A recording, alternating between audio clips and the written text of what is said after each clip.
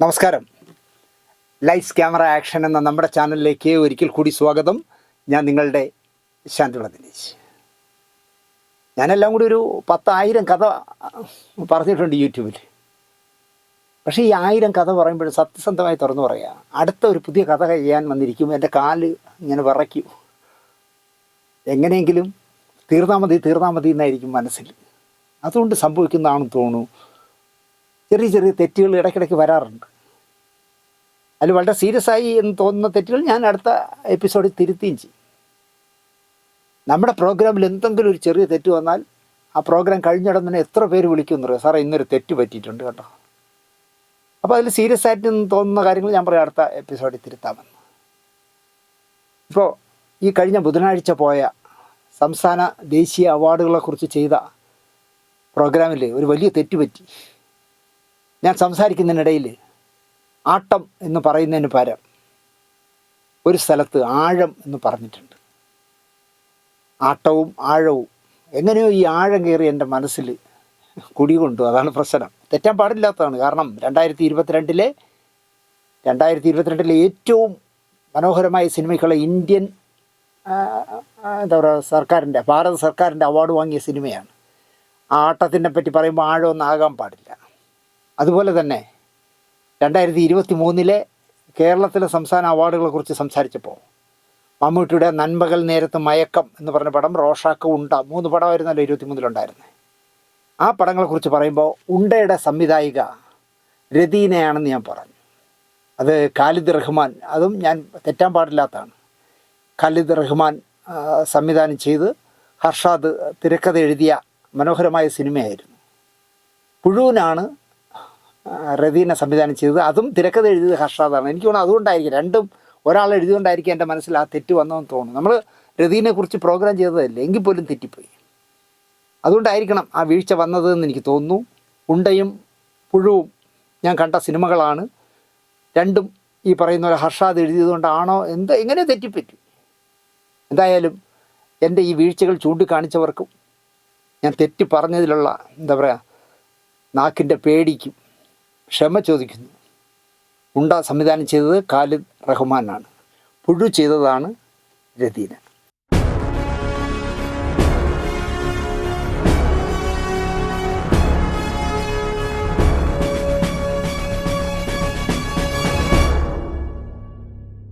നമസ്കാരം.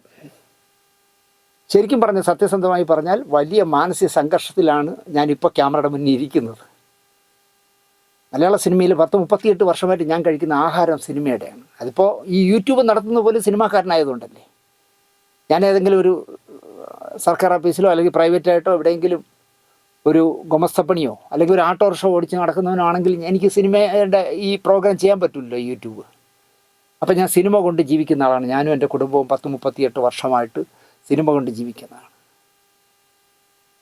ഞാൻ ഏറെക്കുറെ മാന്യത പുലർത്തിയിട്ടുണ്ട് സിനിമയിൽ. എപ്പോഴും സദാചാരത്തെക്കുറിച്ച് ഞാൻ പറയുന്നില്ല. അതുകൊണ്ട് തന്നെ എനിക്ക് ഇപ്പോൾ വരുന്ന വാർത്തകൾ, പ്രത്യേകിച്ചും ഈ അലവലാതി ന്യൂസ് ചാനലുകളിലെ അവതാരകമാർ ഉറഞ്ഞു തുള്ളുന്ന കാണുമ്പോൾ കൊടുങ്ങല്ലൂർ ഭരണിക്ക് തുള്ളുന്നതിനേക്കാൾ മോശമാണ് വിളിക്കുന്ന അസഭ്യങ്ങൾ. എടാ സിദ്ദിഖേ നാറി, അമ്മ നാണമില്ലടാ അമ്മേ എന്നൊക്കെ പറഞ്ഞിട്ട് ഈ പെണ്ണുങ്ങൾ കിടന്ന് ചാടുന്ന കാണുമ്പം ഇവളൊക്കെ സ്വയം ഒന്ന് ആലോചിക്കണ്ടേ, ഞാനിത് പറയാൻ എത്ര യോഗ്യയാണെന്ന്. കഷ്ടമാണ് കേരളത്തിൻ്റെ കാര്യം. ഈ പാമ്പിനെ പിടിച്ച കുരങ്ങൻ്റെ അവസ്ഥയിലാണ് കേരളത്തിൻ്റെ മുഖ്യമന്ത്രി എന്ന് ഞാൻ പറയും. ഇത്രയും പൊല്ലാപ്പുണ്ടാവുമെന്ന് അദ്ദേഹം കരുതി കാണില്ല.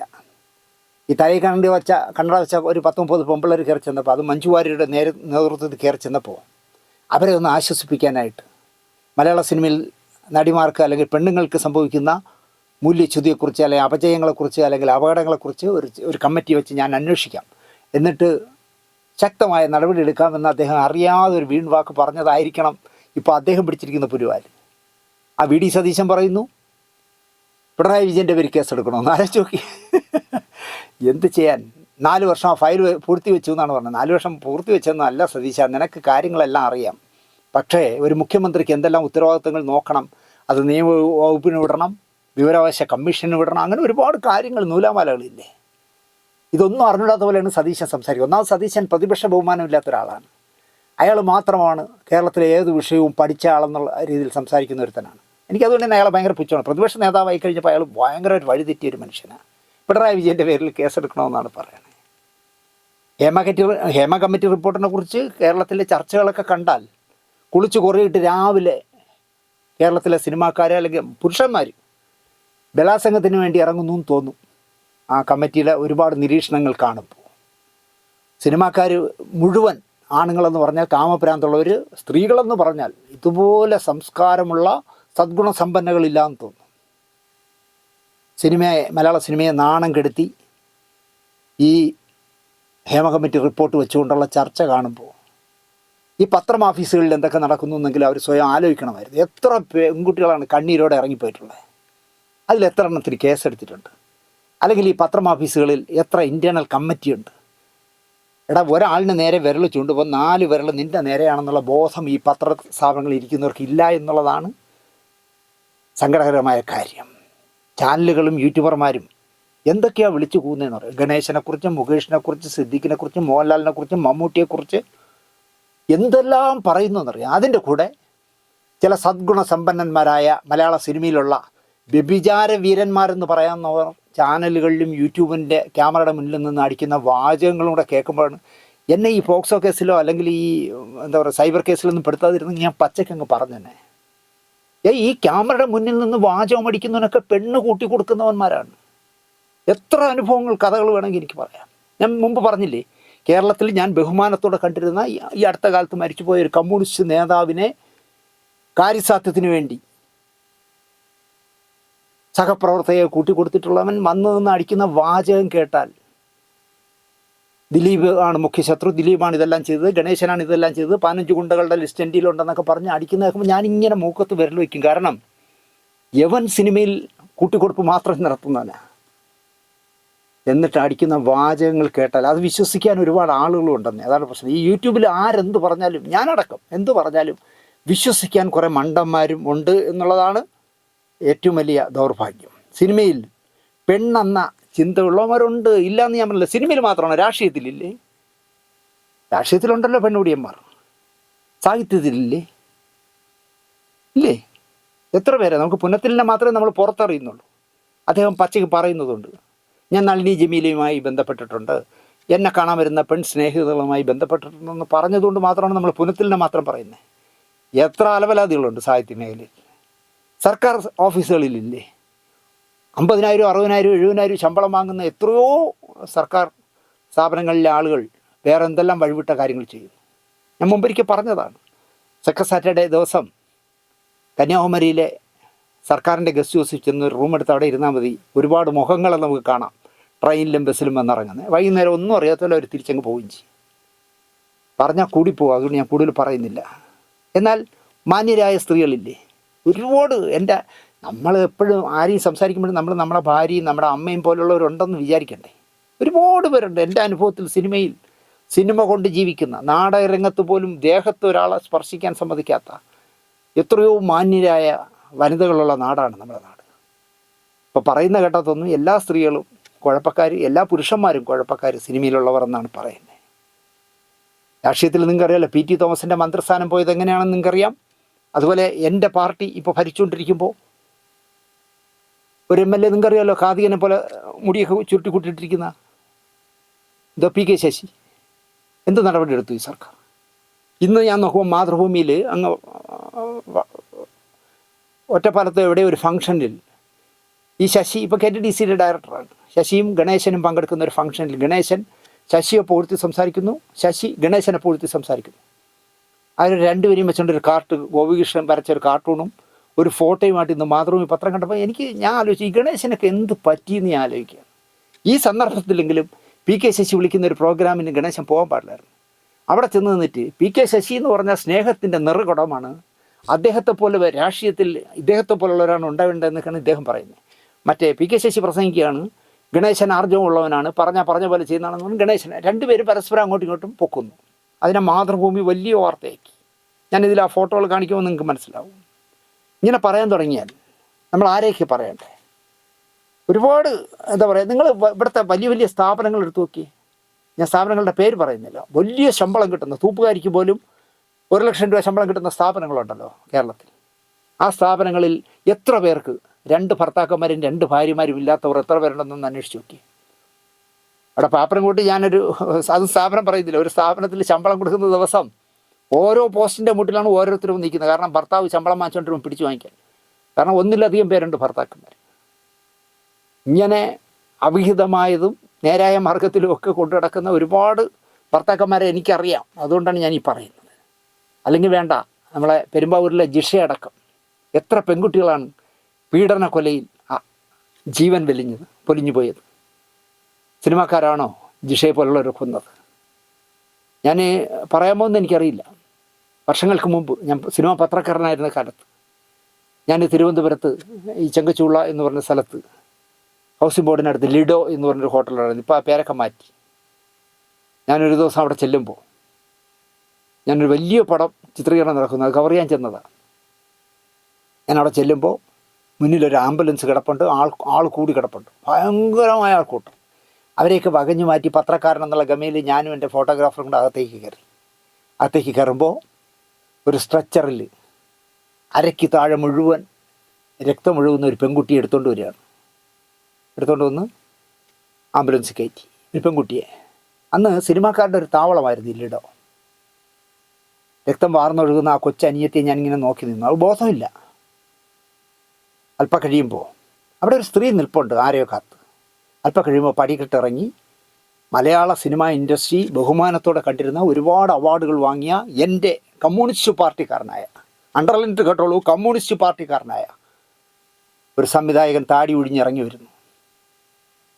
വന്ന് ഇങ്ങനെ താഴെ ഇറങ്ങിയതും ഈ അന്തരീക്ഷത്തിൽ തൃശ്ശൂർ പൂരത്തിന് പടക്കം പൊട്ടുന്ന ശബ്ദത്തിൽ ആ സ്ത്രീ പറഞ്ഞു, എടാ എന്ന് വിളിച്ചിട്ടുണ്ട്. എടാ, എൻ്റെ മോൾക്ക് എന്തെങ്കിലും സംഭവിച്ചാൽ നിൻ്റെ എന്ന് പറഞ്ഞിട്ട് ഒരു മലയാളത്തിൽ ഒരു വലിയ അശ്ലീല പദം പറഞ്ഞു, അതിനെ ഞാൻ അറക്കും, നീ എന്നെ ഓർത്തു വെച്ചോ എന്ന് പറഞ്ഞിട്ട് അവരിറങ്ങിപ്പോയി. അവരുടെ സകല സങ്കടവും നിയന്ത്രണവും തെറ്റിയതാണ്.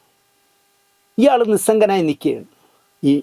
ഈ പുല്ലൻ സംവിധായകൻ. ഇവനൊക്കെ എന്ത് കമ്മ്യൂണിസ്റ്റ് എന്നാണ് ഞാൻ ആലോചിക്കുന്നത്. ഞാൻ വിവരങ്ങളൊക്കെ അന്വേഷിച്ചപ്പോഴാണ് അറിയുന്നത്, അയാളുടെ ഒരു ചരിത്ര സിനിമയിൽ അഭിനയിക്കാനായിട്ട് വന്ന 14-15 വയസ്സുള്ള കുട്ടി, ഈ കാമഭ്രാന്തൻ ക്രൂരമായിട്ട് ആ കുട്ടിയെ ബലാത്സംഗം ചെയ്ത് ബ്ലീഡിങ് ആയിപ്പോയി. അതിൽ തണുപ്പ് കയറുക എന്തോ ചെയ്തു, ശരീരത്തിൽ ബോധമില്ലാതായി. അങ്ങനെ ആരോ അറിയിച്ചാണ് ആശുപത്രിയിലേക്ക് കൊണ്ടുപോകുന്നതാണ്. എനിക്ക് സന്തോഷമുള്ളൊരു കാര്യം എന്തെന്ന് ചോദിച്ചാൽ, വർഷങ്ങൾക്ക് ശേഷം, ഒരുപാട് വർഷങ്ങൾക്ക് ശേഷം ഞാൻ പഴവങ്ങാടി ഗണപതി ക്ഷേത്രത്തിൻ്റെ മുന്നിലൂടെ നടന്നു പോകുമ്പോൾ, റോഡ് ക്രോസ് ചെയ്യാനായിട്ട് നടക്കുമ്പോൾ, എതിർവശത്തുനിന്ന് ഒരു പെൺകുട്ടി, സുന്ദരിയായ ഒരു സ്ത്രീ, പെൺകുട്ടിയല്ല ഒരു സ്ത്രീ, അവരെക്കാൾ സൗന്ദര്യമുള്ള 2 കുട്ടികളെ 2 കയ്യിൽ പിടിച്ച് ക്രോസ് ചെയ്ത് വരുന്നു. ഒരു നിമിഷം ആ റോഡിൻ്റെ ക്രോസിങ്ങിനിടയിൽ ഞങ്ങളുടെ 2 പേരുടെയും കണ്ണുകൾ മുഖാമുഖം കണ്ടു. 2 പേരും അങ്ങോട്ടും ഇങ്ങോട്ടും നോക്കി. എനിക്ക് ആ സ്ത്രീ ആരാണെന്ന് മനസ്സിലായി, ആ സ്ത്രീക്ക് ഈ ക്രോസ് ചെയ്ത് പോകുന്നവൻ ആരാണെന്ന് മനസ്സിലായി. 2 പേരും പരിചയം കാണിച്ചില്ല. അവർ റോഡ് ക്രോസ് ചെയ്ത് ഇപ്പുറത്ത് വന്നിട്ട് ഭയങ്കര വില കൂടിയ കാർ, ബെൻസാണോ എന്ന് എനിക്ക് സംശയമുണ്ട്. ഒരു ഡോറ് തുറന്ന് ഡ്രൈവറുടെ സീറ്റിൽ കയറി 2 കുട്ടികളെയും കാറിനകത്താക്കി വേഗത്തിൽ ഓടിച്ചു പോകുന്ന കാഴ്ച കണ്ടപ്പോൾ എനിക്ക് ഭയങ്കര സന്തോഷം തോന്നി. കാരണം അവർ തിരുവനന്തപുരത്തെ ഒരു വലിയ വ്യവസായ പ്രമുഖൻ്റെ കീപ്പെന്ന് ശത്രുക്കൾ പറയും, ഞാൻ പറയും 2ാം ഭാര്യയെന്ന്. അന്തസ്സായിട്ട് ആ പെൺകുട്ടി ജീവിക്കുന്നു. അന്ന് ലിഡോ ഹോട്ടലിലെ സ്ട്രെച്ചറിൽ കണ്ട ആ കുട്ടിയാണ് വലിയ പ്രായമുള്ള സ്ത്രീയായി വെളുത്ത് തുടുത്ത് കാശ്മീരി പെണ്ണുങ്ങളെ പോലെ നല്ല സൗന്ദര്യത്തോടെ 2 കുട്ടികളെയും പിടിച്ചോണ്ട് പോകും. ഞാൻ അതുകൊണ്ട് തന്നെ സിനിമയിൽ സ്ത്രീകളെ ദുരുപയോഗം ചെയ്യില്ല എന്ന് ഞാൻ പറയില്ല. പക്ഷേ സിനിമാക്കാർ മുഴുവൻ പെണ്ണുപിടുത്തക്കാരന്മാരാണെന്ന് പറയരുത്. സിനിമയിലെ എല്ലാ സ്ത്രീകളും സദ്ഗുണസമ്പന്നകളാണെന്ന് പറഞ്ഞാലും ഞാൻ സമ്മതിക്കില്ല. സിനിമയിൽ എല്ലാ കൊള്ളരുതായ്മകളും കാണിക്കുന്ന സ്ത്രീകളുമുണ്ട് എന്ന് ഈ ഹേമ കമ്മിറ്റി മനസ്സിലാക്കിയില്ല എന്നുള്ളിടത്താണ് 1,08,00,000 രൂപ എന്തിനു വെറുതെ കളഞ്ഞു, അല്ലെങ്കിൽ വങ്കത്തരങ്ങൾ എഴുതി വയ്ക്കാനായിട്ടൊരു കമ്മിറ്റി വേണമായിരുന്നു എന്ന് എനിക്ക് തോന്നുന്നത്. എന്തായാലും ആമുഖമായിട്ട് ഞാൻ ഇത്രയും പറഞ്ഞല്ലോ. ഹേമ കമ്മിറ്റി റിപ്പോർട്ടിലുള്ള ഒരു 10-17 പോയിന്റുകൾ ഞാൻ പറയാം. അവരാദ്യം പറയുന്നത് കാസ്റ്റിംഗ് കോച്ചിനെ കുറിച്ചാണ്. വേണ്ടപ്പെട്ടവരുടെ ലൈംഗിക ആവശ്യങ്ങൾക്ക് വേണ്ടിയാണോ സിനിമാ മേഖലയിൽ വേണ്ടിയാണെങ്കിൽ പോലും സിനിമാ മേഖലയിൽ തല കാണിക്കാൻ ആകണമെങ്കിൽ കിടന്നു കൊടുക്കണം എന്ന അവസ്ഥ മലയാള സിനിമയിൽ നിലനിൽക്കുന്നുവെന്ന് തെളിവെടുപ്പിൽ ലഭിച്ച വിവരങ്ങളുടെ അടിസ്ഥാനത്തിൽ ഹേമ കമ്മിറ്റി പറയുന്നു. കിടക്കേണ്ടിയൊന്നുമില്ല. നീ എനിക്കൊരു വേഷം തന്നാൽ ഞാൻ മനോഹരമായി ചെയ്യാം, എനിക്ക് ഇത്ര രൂപ തരണം. പൈസ തരാൻ പറ്റില്ല, നീ പുതിയ ആളല്ലേ, ശരി പൈസ വേണ്ട, നിങ്ങൾ പറയുന്നതിനേക്കാൾ മനോഹരമായി ഞാൻ അഭിനയിച്ചു തരാം. പക്ഷേ എടാ, മോശം കണ്ണിലൂടെ എന്നെ നോക്കിയാലുണ്ടല്ലോ ചെരിപ്പൂരി നിൻ്റെ കവിളിലടിക്കുമെന്ന് പറയാൻ ചങ്കൂറ്റമില്ലാത്ത പെണ്ണുള്ളിടത്തോളം കാലം ഈ പീഡനം ഇവിടെ നടന്നുകൊണ്ടേയിരിക്കും. ഇനി ഏത് കമ്മിറ്റി വന്നാലും പറയണം മുഖത്ത് നോക്കി. എല്ലാ ചാരിത്രത്തിൽ തൊട്ടുള്ള കളിയൊന്നും വേണ്ട, അത് നീ വീട്ടിൽ പോയി നിൻ്റെ അച്ചീരുടെ കാണിച്ചാൽ മതി. നീ പറയുന്ന പോലെ ഞാൻ മനോഹരമായി അഭിനയിച്ച് തരാമെന്ന് പറയാൻ ചങ്കൂറ്റം കാണിക്കാത്തടത്തോളം കാലം. ചങ്കൂറ്റം കാണിച്ചവരൊക്കെ ഉണ്ട്, എനിക്കറിയാം, ഒരുപാട് പേരെ എനിക്കറിയാം ചങ്കൂറ്റം കാണിച്ചിട്ടുണ്ട്. അപ്പോൾ ഹേമ കമ്മിറ്റി പറയുന്നത്, വേണ്ടപ്പെട്ടവരുടെ ലൈംഗിക ആവശ്യങ്ങൾക്ക് വഴങ്ങിയാലേ സിനിമാ മേഖലയിൽ തല കാണിക്കാനാവൂ എന്ന അവസ്ഥ മലയാള സിനിമയിലും നിലനിൽക്കുന്നു എന്നാണ്. എന്തൊരു നാണക്കേടെന്ന് ആലോചിച്ച് നോക്കിയേ. നമ്മൾ പാൻ ഇന്ത്യൻ സിനിമയായിട്ടിപ്പോൾ എന്താ പറയുക, മഞ്ഞുമ്മൽ ബോയ്സ് അടക്കം പ്രമേഹു അടക്കം പ്രേമലു അടക്കം ഒരുപാട് സിനിമകൾ ഇന്ത്യ മുഴുവൻ ഓടി കോടികൾ വാരുന്ന സമയത്ത് മലയാള സിനിമ കാമഭ്രാന്തന്മാരുടേതാണെന്ന് പുറം ലോകത്തെ അറിയിക്കാൻ മാത്രമേ ഈ കമ്മിറ്റിയുടെ റിപ്പോർട്ട് പുറത്തുവിട്ടതിൽ ഉണ്ടായിട്ടുള്ളൂ എന്ന് ഞാൻ പറയും. 2, ലൈംഗിക ചൂഷണം. ജോലി സ്ഥലത്തും താമസ സ്ഥലത്തും നേരിടുന്ന ലൈംഗിക ചൂഷണം ഒരാളോടൊപ്പമോ ഒന്നിലധികം പേരോടൊപ്പമോ മലയാള സിനിമയിൽ വരുന്ന സ്ത്രീകൾ കിടക്ക പങ്കിടണം. വഴിവിട്ട കാര്യങ്ങൾ ചെയ്യാൻ സംവിധായകനോ നിർമ്മാതാക്കളോ നിർബന്ധിക്കും. നടിമാരുടെ വാതിൽ മുട്ടുന്നതും പതിവാണ്. തുറക്കാൻ വിസമ്മതിച്ചാൽ ശക്തമായി മുട്ടും. വാതിൽ പൊളിച്ച് അകത്തു വരുമെന്ന് ചില നടിമാർക്ക് ഭയമുണ്ട്. സിനിമയിൽ അവസരം കിട്ടാൻ വിട്ടുവീഴ്ച ചെയ്യണം. ഇങ്ങനെ വിട്ടുവീഴ്ചയ്ക്ക് തയ്യാറാകുന്നവർ കോഡ് ഭാഷയിലാണ് അറിയപ്പെടുക. കോപ്പറേറ്റീവ് ആർട്ടിസ്റ്റുകൾ എന്നാണ് ഇവരെ വിളിക്കുന്നത്. ഞാൻ ഈ സമയം വരെ 39 വർഷത്തിനിടയിൽ കോപ്പറേറ്റീവ് ആർട്ടിസ്റ്റുകൾ എന്ന് പറഞ്ഞൊരു വിഭാഗമുണ്ടെന്ന് ഞാൻ അറിഞ്ഞിട്ടില്ല. ഹേമയ്ക്ക് ആര് ഇത് പറഞ്ഞു കൊടുത്തു എന്നും എനിക്കറിയില്ല. 3, സഹകരിക്കാത്തവരോട് പ്രതികാരം. സഹകരിക്കുന്നവരോട് നല്ല സഹകരണവും സഹകരിക്കാത്തവരോട് പ്രതികാര നടപടി. വഴങ്ങാത്തവരെ പ്രശ്നക്കാർ എന്ന് പറഞ്ഞ് ഒഴിവാക്കും. വഴങ്ങുന്നവർക്ക് മാത്രമാണ് കൃത്യമായ ഭക്ഷണം പോലും നൽകുന്നത്. വഴങ്ങാത്തവർക്ക് റിപ്പീറ്റ് ഷോട്ടുകൾ നൽകി പീഡിപ്പിക്കും. പരാതിപ്പെട്ടാൽ പ്രത്യാഘാതങ്ങൾ വലുതാണ്. പരാതിപ്പെടുന്നവർക്ക് സിനിമയിൽ വിലക്ക് ഏർപ്പെടുത്തും. ICC പോലും ഭീഷണിപ്പെടുത്തും. എതിർത്താൽ അശ്ലീല ഭാഷയിൽ സൈബർ ആക്രമണവും. 100% ഞാനിതിനെ കള്ളം തെറ്റ് എന്ന് പറയും. കാരണം ICC ഇൻ്റേണൽ കംപ്ലയിൻറ്റ് കമ്മിറ്റി പോലും അവരെ ഭീഷണിപ്പെടുത്തുന്നതാണ് പറഞ്ഞത്. ഒരു മുതിർന്ന നടിയുടെ പേരിലുണ്ടാക്കുന്ന കംപ്ലയിൻറ്റ് സെല്ലാണ് ഓരോ ഷൂട്ട് സ്ഥലത്ത്. അവർ പോലും കിടന്നു കൊടുക്കാൻ പ്രോത്സാഹിപ്പിക്കും എന്ന് പറഞ്ഞാൽ ചങ്ങലയ്ക്ക് ഭ്രാന്ത് പിടിച്ചു എന്നല്ലേ നമുക്ക് പറയാൻ പറ്റൂ. അതുപോലെ തന്നെ വഴങ്ങാത്തവരെ കൊണ്ട് റിപ്പീറ്റിംഗ് വീണ്ടും വീണ്ടും വീണ്ടും വീണ്ടും ഒരു ടേക്ക് തന്നെ 18 പ്രാവശ്യം 20 പ്രാവശ്യം എടുപ്പിക്കും എന്നാണ് പറയുന്നത്. എടാ, പ്രൊഡ്യൂസറുടെ കാശും സംവിധായകൻ്റെ ക്ഷമയല്ലേ നഷ്ടപ്പെടണേ? എനിക്ക് തോന്നില്ല അങ്ങനെ ചെയ്യുമെന്ന്. പക്ഷേ എന്താ പറയുക, ഭക്ഷണത്തിന് പോലും സാമദ്രോഹികളെ ഇങ്ങനെ കള്ളം പറയരുതെന്ന് ഞാൻ പറയും. ആഹാരം കൊടുക്കുന്നിടത്ത് പോലും കിടക്കുന്നവർക്ക് നല്ല ഭക്ഷണവും കിടക്കാത്തവർക്ക് മോശ ഭക്ഷണവും ഉണ്ടെന്ന്. അങ്ങനെ ഒരു ഭക്ഷണം മലയാള സിനിമയിലില്ല. ഇങ്ങനെ കള്ളങ്ങൾ ഹേമയുടെ മുന്നിൽ പറഞ്ഞ സാമദ്രോഹിയുടെ നാക്ക് പുഴുക്കണമെന്ന് ഞാൻ പറയും. 4, മനുഷ്യാവകാശ നിഷേധം. സിനിമാ സെറ്റുകളിൽ സ്ത്രീകൾക്ക് പ്രാഥമിക ആവശ്യങ്ങൾക്ക് പോലും സൗകര്യമില്ല. 40-40 വർഷം മലയാള സിനിമയിൽ നിന്ന ശാരദാമ്മ ഇരിക്കുന്ന കമ്മിറ്റിയിൽ വന്ന് ആരെങ്കിലും ഒരാൾ ഇങ്ങനെ പറഞ്ഞ് ഇറങ്ങടി വെളിയിലെന്ന് പറയാനുള്ള ആർജവം ശാരദാമ്മ കാണിക്കണമായിരുന്നു. കഴിഞ്ഞ 40-40 വർഷമായിട്ട് ശാരദാമ്മ മനസ്സമാധാനമായിട്ട് മൂത്രം ഒഴിച്ചിട്ടില്ലേ എന്നാണ് എനിക്ക് സംശയം. എന്തൊക്കെ വങ്കത്തരങ്ങളാണ് പറയുന്നതെന്ന് ആലോചിച്ചു. ഇവിടെ ആരെങ്കിലും നിങ്ങൾ കേട്ടിട്ടുണ്ടോ, കേട്ട് കേൾവിയുണ്ടോ സ്ത്രീകൾക്ക് മൂത്രമൊഴിക്കാനുള്ള സൗകര്യമില്ല എന്ന്? തിരുവനന്തപുരത്തെ പ്രധാനപ്പെട്ട വീടുകളിൽ ഒരു കാലത്ത് ഷൂട്ടിങ്ങിന് വീട് തരില്ലായിരുന്നു. വീട് തന്നാൽ ബാത്റൂം പൂട്ടിയിടുമായിരുന്നു. എന്താണെന്നറിയോ? നമ്മളെ മലയാള സിനിമയിൽ വളരെ ശ്രദ്ധേയരായ ചില നായികമാർ ബാത്റൂമിനകത്തിരുന്ന് പുകവലിച്ചിട്ട് സിഗരറ്റ് കുറ്റി ബാത്റൂമിലിടുക, മദ്യപിച്ചിട്ട് കുപ്പി എറിഞ്ഞു പൊട്ടിച്ചിടുക, അങ്ങനെ ബാത്റൂം വൃത്തികേടാറ്റി പോകും. ഷൂട്ടിംഗ് കഴിഞ്ഞ് വീട്ടുടമസ്ഥൻ ബാത്റൂമിൽ കയറാൻ പോകുമ്പോഴാണ് കുടിച്ച സിഗരറ്റിൻ്റെയും പൊട്ടിച്ച മദ്യക്കുപ്പിയുടെയും പിന്നെ ഒരിക്കലും ടോയ്ലറ്റിലൊന്നും ഉപയോഗിക്കാൻ പാടില്ലാത്ത നാപ്കിനൊക്കെ വാരിയിട്ട് അലങ്കോലമാക്കുന്ന ഒരു കാലം ഉണ്ടായിരുന്നു. ഇപ്പം ഇല്ല, അവരൊക്കെ ഷെഡിലായതുകൊണ്ടാണെന്ന് എനിക്കറിയില്ല. പക്ഷെ പറയുന്നത് സെറ്റുകളിൽ സ്ത്രീകൾക്ക് പ്രാഥമിക ആവശ്യങ്ങൾക്ക് പോലും കഴിഞ്ഞ 40 വർഷമായിട്ട്, ഞാൻ 40 വർഷമേ പറയുള്ളൂ, എനിക്കറിയാമെന്നുള്ളതല്ലേ പറയൂ, കഴിഞ്ഞ 40 വർഷമായിട്ട് സിനിമയിൽ അഭിനയിക്കാൻ പോകുന്ന സ്ത്രീകൾക്ക് മൂത്രമൊഴിക്കാനും മലമൂത്ര വിസർജനം നടത്താനുള്ള അവസരമില്ല എന്നാണ് ഇവർ പറയുന്നത്. എത്ര മണ്ടത്തരം എന്ന് ആലോചിച്ചു. പലർക്കും തുണിമറയുണ്ടാക്കി മൂത്രമൊഴിക്കേണ്ട അവസ്ഥയാണ്. ഏതെങ്കിലും ഒരു സിനിമാ സെറ്റിൽ തുണിമറയുണ്ടാക്കി മൂത്രമൊഴിച്ച ഒരുത്തിയെ എനിക്ക് കാണിച്ചു തരും, ഞാൻ വയറ് നിറച്ച് കൊടുക്കാവൂ. ഇങ്ങനെയൊക്കെ നട്ടാക്കുരുക്കാത്ത കള്ളം പറയാമോ?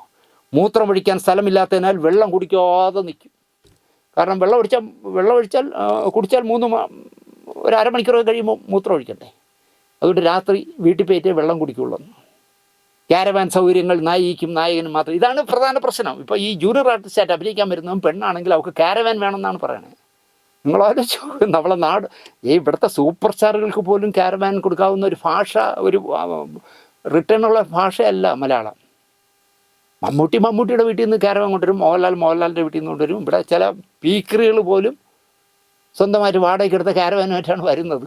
ചില പുരുഷന്മാർ എനിക്ക് ചിരി വരും. കാരണം കാണുന്ന പട്ടച്ചാരായം വിൽക്കുന്ന കടകളിലൊക്കെ കയറി പട്ട അടിച്ചുകൊണ്ട് നടന്നവൻ വരെ ഇപ്പോൾ ക്യാരവാനും കൊണ്ടാണ് സെറ്റ് വരുന്നത്. അപ്പോൾ ജൂനിയർ ആർട്ടിസ്റ്റുകളായിട്ട് അഭിനയിക്കാൻ വരുന്ന 1000 രൂപയ്ക്കും 400 രൂപയ്ക്കൊക്കെ അഭിനയിക്കാൻ വരുന്നവർക്കും ക്യാരവാൻ വേണം മൂത്രമൊഴിക്കാനെന്നാണ് പറയുന്നത്. മറ്റ് സ്ത്രീകളെ ശുചിമുറി ഉപയോഗിക്കാൻ പോലും അനുവദിക്കില്ല എന്ന് റിപ്പോർട്ടിൽ പറയുന്നു. അത് ചിലപ്പോൾ ശരിയായിരിക്കും. ഞാൻ താമസിച്ചിരുന്ന റൂമിൽ എൻ്റെ പ്രതിഫലം പറയുമ്പോഴേ, അസിസ്റ്റൻ്റ് ഡയറക്ടറായിരുന്ന അസോസിയേറ്റ് ഡയറക്ടറായിരുന്ന കാലത്ത് എൻ്റെ പ്രതിഫലം പറയുമ്പോൾ ഞാൻ പറയും ഒരു 5000 രൂപ എൻ്റെ കുറച്ചുള്ളൂ, പക്ഷേ എനിക്ക് കുടിക്കാൻ കുപ്പി വെള്ളവും തരണം, മിനറൽ വാട്ടറും തരണം, എനിക്ക് കിടക്കാൻ ഒറ്റയ്ക്ക് റൂം തരണമെന്ന് ഞാൻ വാശി പിടിക്കുമായിരുന്നു. കാരണം നോൺ കഴിക്കുന്ന, പുകവലിക്കുന്ന, വെള്ളമടിക്കുന്ന വൃത്തിയില്ലാത്തവന്മാർ എൻ്റെ കൂടെ എൻ്റെ റൂമിൽ കിടന്നാൽ എനിക്ക് ഉറക്കം വരില്ല. അപ്പോൾ ഞാൻ പറയും എൻ്റെ ഇന്ന് 5000 പ്രതിഫലം കുറച്ചോ, എനിക്ക് പക്ഷേ ഒറ്റയ്ക്ക് ഒരു റൂം തരണം. ഞാൻ ആ റൂമിൽ ആരെയും മൂത്രം ഒഴിക്കാൻ കയറാൻ സമ്മതിക്കില്ല. ഈ ക്യാരവാൻ്റെയും പ്രശ്നം അതാണ്. ഇപ്പോൾ ഒരു നായിക ഇരിക്കുന്നു വെച്ചോളൂ, മഞ്ജു വാര്യർ എന്ന് വെച്ചോളൂ. മഞ്ജു വാര്യരുടെ ക്യാരവാൻ ജൂനിയർ ആർട്ടിസ്റ്റായിട്ട് പറഞ്ഞ ഒരാളിന് മൂത്രം ഒഴിക്കാൻ കൊടുക്കണമെന്ന് പറഞ്ഞാൽ കൊടുക്കില്ല. എത്ര വിശാല ചിന്താഗതിക്കാരായാലും കൊടുക്കില്ല. 5, സുരക്ഷിതരല്ല.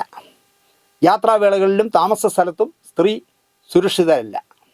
നടിയെ ആക്രമിച്ച ഒറ്റപ്പെട്ട കേസ് മാത്രമല്ല, പുറത്തു വന്നതിൽ ഒന്ന് മാത്രമാണ് അത്. ഇവിടെ ഒരുപാട് പേരെ ആക്രമിച്ചിട്ടുണ്ട് അതുപോലെ എന്നാണ് പറയുന്നത്. സ്ത്രീകൾക്ക് ഒറ്റയ്ക്ക് ലൊക്കേഷനിൽ പോകാൻ കഴിയുന്നില്ല. ഞാൻ പറയുന്നത് സ്ത്രീകൾ ഒറ്റയ്ക്ക് ലൊക്കേഷനിൽ പോകാതിരിക്കുന്നതാണ് നല്ലതെന്ന് ഞാൻ പറയും. അമ്മയോ അനിയത്തിയോ ചേച്ചിയോ ആരെങ്കിലും കൂട്ടിപ്പോയാലോ എന്താ, നീ എന്തിനാ ഒറ്റയ്ക്ക് പോണേ? അപ്പോൾ പറയും പുരുഷന് പോകുമ്പോൾ ഒറ്റയ്ക്ക് ഞാനും പോവും. എന്നാൽ പോയാൽ ചങ്കൂറ്റത്തോടെ നിൽക്കാൻ പഠിക്കണം, അബലയാവരുത്. ഇത് കരയും വേണം, ചുണ്ട് നന്നായിരിക്കണമെന്ന് പറയരുത്. സ്ത്രീകൾക്ക് ഒറ്റയ്ക്ക് ലൊക്കേഷനിൽ പോകാൻ കഴിയുന്നില്ല. കുടുംബത്തിലുള്ളവരെ ഒപ്പം കൂട്ടിപ്പോകേണ്ട അവസ്ഥയാണ്. അതെന്തോ ഒരു മാനക്കേടുപോലെയാണ് പറഞ്ഞത്, വീട്ടുകാരെ കൊണ്ടുപോകണത്. ഇവിടെ 10-30 വയസ്സായ കാള പോലെയായി ചെറുക്കൻ തള്ളയും കൊണ്ടാണ് ലൊക്കേഷനിൽ പോണത്. ശരീരഭാഗങ്ങൾ പ്രദർശിപ്പിച്ചു കൊണ്ടുള്ള രംഗങ്ങൾ ചിത്രീകരിക്കാൻ സ്ത്രീകളെ നിർബന്ധിക്കുന്നു. ഒരാളും നിർബന്ധിക്കില്ല. ഞാൻ ചെയ്യുന്ന പടത്തിൽ ഇതാണ് വേഷം, അതിലല്പം സെക്സ് ഉണ്ട്, ഇങ്ങനെയൊക്കെയാണ്, ചെയ്യാമോ എന്ന് ചോദിച്ചിട്ട് പെർമിഷൻ വാങ്ങിച്ചിട്ടല്ലാതെ ഒരാളും ചെയ്യില്ല. അല്ലാതെ വിളിച്ച് അമ്പലത്തിൽ പോകുന്ന സെറ്റ് മുണ്ട് കൊടുത്ത് അമ്പലത്തിൽ പോകുന്ന വേഷമാണെന്ന് വിളിച്ചിട്ട് കൊണ്ടുപോയിട്ട് ന്യൂഡായിട്ട് അഭിനയിക്കുന്നു ആരും പറയില്ല എന്നാണ് എൻ്റെ വിശ്വാസം. ചിത്രീകരിച്ച ഭാഗങ്ങൾ ഒഴിവാക്കണം എന്ന് പറഞ്ഞാൽ പോലും ഭീഷണിയാണെന്ന് സ്ത്രീകൾ പറഞ്ഞതായി റിപ്പോർട്ടിൽ പറയുന്നു. ചിത്രീകരിച്ച ഭാഗം പിന്നെ വെട്ടിക്കളയുന്നതിനെ പൈസ മുടക്കി ഞാൻ ക്യാമറയുടെ ഫ്രണ്ടിൽ തുണി കൊടുക്കാതെ നിന്ന് തരാം, പക്ഷേ ഷൂട്ട് ചെയ്ത് കഴിഞ്ഞ ഉടൻ തന്നെ അത് വെട്ടിക്കളയണമെന്ന് പറഞ്ഞിട്ട് സമ്മതിച്ചില്ല എന്നാണ് പറഞ്ഞത്. എന്ത് ശാരദാമെങ്കിലും ഇത് പറഞ്ഞു കൊടുക്കണ്ടേ? ജസ്റ്റിസേ, ഇങ്ങനെ പറയുന്നതൊന്നും നമ്മൾ അംഗീകരിക്കരുതെന്ന് പറയണ്ടേ? ജൂനിയർ ആർട്ടിസ്റ്റുകൾക്ക് നേരെ പീഡനമുണ്ടാകുന്നു. പരാതി പറഞ്ഞതിനാണ് WCC അംഗങ്ങളെ സിനിമയിൽ നിന്നും വിലക്കിയത്. അല്ല, ഒരിക്കലും അല്ല. മമ്മൂട്ടിയെ ഊള എന്ന് വിളിച്ചതിൻ്റെ പേരിലൊന്നും അല്ല വിലക്കിയത്. അവർ ഒരു സംഘടനയിൽ നിൽക്കുമ്പോൾ ആ സംഘടനയ്ക്കകത്ത് അതിൻ്റെ ചട്ടക്കൂടിനകത്ത് നിൽക്കാത്തതുകൊണ്ടാണ് WCCയിലെ 2-3 പേരെ വിലക്കിയതും അവർ സംഘടനയിൽ രാജിവെച്ച് പുറത്തു പോയതും. 6, അപ്രഖ്യാപിതമായ വിലക്ക്. സിനിമാ മേഖലയിലെ ചിലർക്ക് അപ്രഖ്യാപിതമായ വിലക്കാണ്. മാഫിയയ്ക്കെതിരെ പ്രവർത്തിക്കുന്ന ആണിനും പെണ്ണിനും അപ്രഖ്യാപിത വിലക്ക് ഏർപ്പെടുത്തും. അവർ പിന്നെ മലയാള സിനിമയിൽ തല കാണിക്കില്ല എന്നുള്ളതാണ് ഇത് വ്യക്തമാക്കുന്നത് എന്നാണ് പറയുന്നത്. മാഫിയ എന്ന് വിളിച്ചാൽ ആ വിളിക്കുന്നവനായാലും ശരി വിളിക്കുന്നവളായാലും ശരി വിലക്കണമെന്ന് തന്നെയാണ് ഞാൻ പറയുന്നത്. സ്വന്തം അന്നമുട്ടുന്ന ഒരു ഫീൽഡിനെ മാഫിയ എന്ന് വിളിച്ച് ആണായാലും പെണ്ണായാലും വിലക്കണമെന്ന് ഞാൻ പറയും. 7, എതിർക്കുന്ന സ്ത്രീകളെ നിശബ്ദരാക്കും. പരാതി പറഞ്ഞാൽ കുടുംബാംഗങ്ങളെയും ഭീഷണിപ്പെടുത്തും. അമ്മയിൽ പരാതിപ്പെട്ടാൽ എല്ലാം അഡ്ജസ്റ്റ് ചെയ്യാൻ പറയും. ചൂഷണത്തിന് ശ്രമിച്ച ആളുടെ ഭാര്യയായി അടുത്ത ദിവസം അഭിനയിക്കേണ്ടി വന്ന ഗതികേടിനെക്കുറിച്ച് ഒരു നടി പറയുന്നത് റിപ്പോർട്ടിലുണ്ട്. തലേ ദിവസം ആക്രമിച്ച ആളുടെ ഭാര്യയായി അഭിനയിക്കേണ്ടി വരുമ്പോൾ മുഖം കാണുമ്പോഴുള്ള അസ്വസ്ഥത കാരണം 17 തവണ ടേക്ക് എടുക്കേണ്ടി വന്നു. ഞാൻ പറയുന്നത്, നിങ്ങളെ മോശമായി സംസാരിക്കുകയോ മോശമായി ദേഹത്തോടെങ്കിലും തൊടുകയോ ചെയ്ത ഒരു നടൻ അവിടെ ഉണ്ട്, അതുകൊണ്ട് ഞാൻ അയാളുടെ ഭാര്യയായിട്ട് അഭിനയിക്കില്ല എന്ന് പറഞ്ഞ് പോകത്തെന്താ തിരിച്ച്? അതല്ലേ ചെയ്യാനുള്ള. അങ്ങനെ നടന്നെങ്കിൽ എന്നോട് മോശമായി, എന്നെ നോക്കിയതൊക്കെ വേറെ അർത്ഥത്തിലാണ്, അല്ലെങ്കിൽ എന്നെ നോക്കി വഷളം ചിരിച്ചു, അല്ലെങ്കിൽ എന്നോട് രാത്രി എന്നോട് റൂമിൽ വരാമോ എന്ന് ചോദിച്ചു, ഞാൻ ഇയാളുടെ അഭിനയിക്കാൻ ഇല്ല, ഞാൻ പോവുകയാണ് എന്ന് പറഞ്ഞു, ഞാനിവിടെ ഇരിക്കും, ഞാൻ അഭിനയിക്കുകയും ചെയ്യും. അപ്പോൾ അയാളുടെ ഭാര്യയായിട്ട് അഭിനയിക്കുന്നതാണ് അവരുടെ പ്രശ്നം. ഇതോടെ സംവിധായകൻ ശകാരിക്കുകയും ഇത് കണ്ട് അതിക്രമം കാണിച്ചയാൾ ചിരിക്കുകയായിരുന്നുവെന്നും റിപ്പോർട്ടിലുണ്ട്.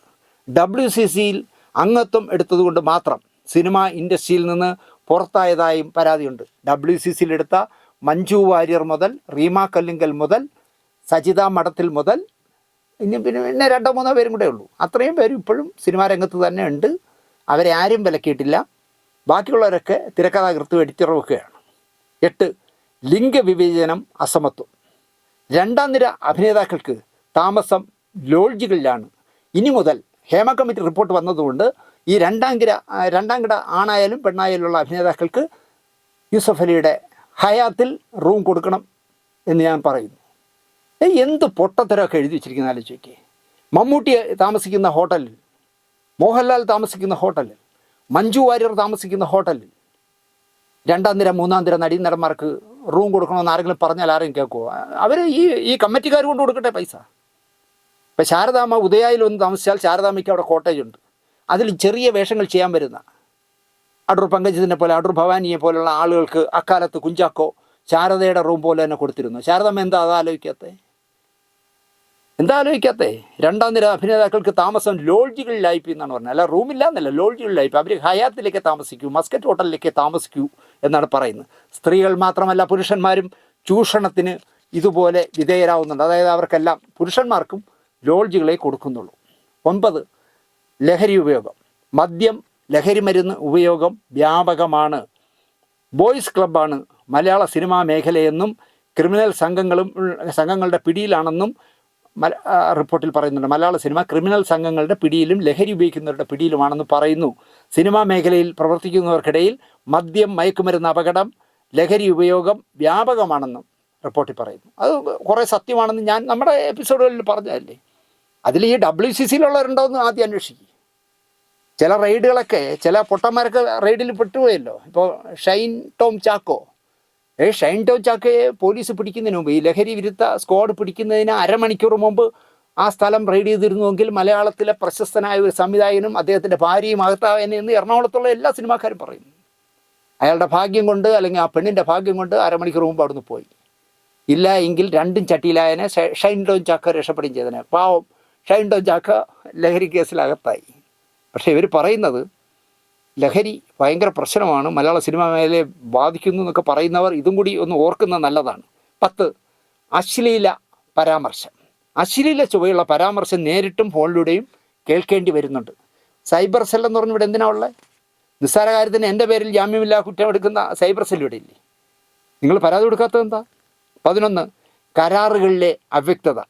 കരാറിൽ എല്ലാ വിവരങ്ങളും കൃത്യമായി പറയുന്നില്ല. ഒരു നടിയോട് അഭിനയിക്കാൻ വരുന്നതിന് മുമ്പ് നഗ്നത എത്രത്തോളം പ്രദർശിപ്പിക്കണമെന്ന് വ്യക്തമാക്കിയിരുന്നില്ല. ഒടുവിൽ ഷൂട്ടും തുടങ്ങിയതിന് ശേഷം കൂടുതൽ നഗ്നത കാണിക്കാനും ലിപ് ലോക്ക് ചെയ്യാനും ആവശ്യപ്പെട്ടു. ഒടുവിൽ ഷൂട്ടിംഗ് ഉപേക്ഷിച്ച് നടിക്ക് പോകേണ്ടി വന്നു എന്നും റിപ്പോർട്ടിൽ പറയുന്നു. ഇവിടെ പാൽപ്പായസം എന്നൊക്കെ പറഞ്ഞ ഒരു പെണ്ണ് സംവിധാനം ചെയ്യുന്ന കമ്പിപ്പടം ഇറങ്ങുന്നുണ്ടല്ലോ, ബ്ലൂ ഫിലിം, കമ്പിപ്പടമല്ല ബ്ലൂ ഫിലിം. ഒരു ചെറുക്കനെയും ഒരു പെണ്ണിനെയും പൂർണ്ണ നഗ്നരാക്കിയിട്ട് ഷൂട്ട് ചെയ്ത് ഇടുന്നതാണല്ലോ, യൂട്യൂബിൽ ഇടുന്നതാണ് ഈ പാൽപ്പായസം, കറിപ്പായസം എന്നൊക്കെ പറയുന്നത്.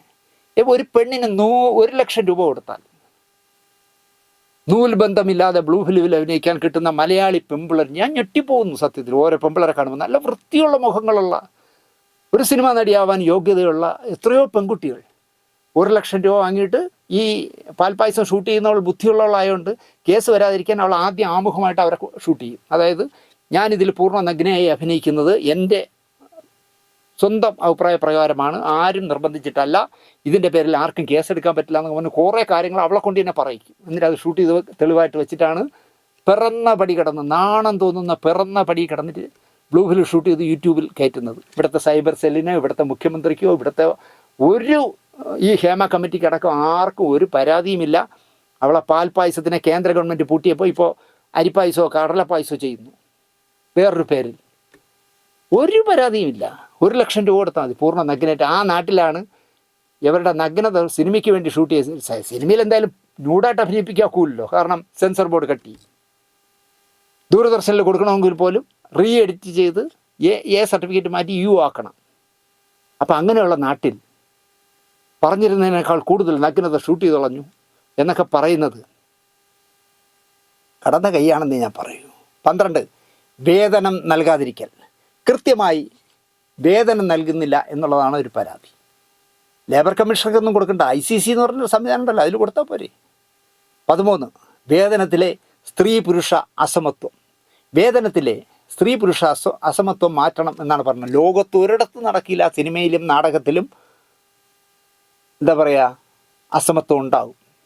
ഇപ്പം ഞാൻ ചോദിക്കുന്നത്, നമ്മളെല്ലാം മഞ്ജു വാര്യർ എന്ന് പറഞ്ഞാൽ ശരിയാവില്ല. വേറെ ഏതെങ്കിലും A or B, നമ്മളെ ഭാവന അഭിനയിക്കുന്ന സിനിമയ്ക്ക് ഭാവന വാങ്ങിക്കുന്ന പ്രതിഫലം പുതുതായി വരുന്ന ഒരു ചുക്കിനും ചുണ്ണാമ്പിനും കൊള്ളാത്തൊരു പെങ്കൊച്ചിന് കൊടുക്കുമോ? കൊടുക്കില്ല.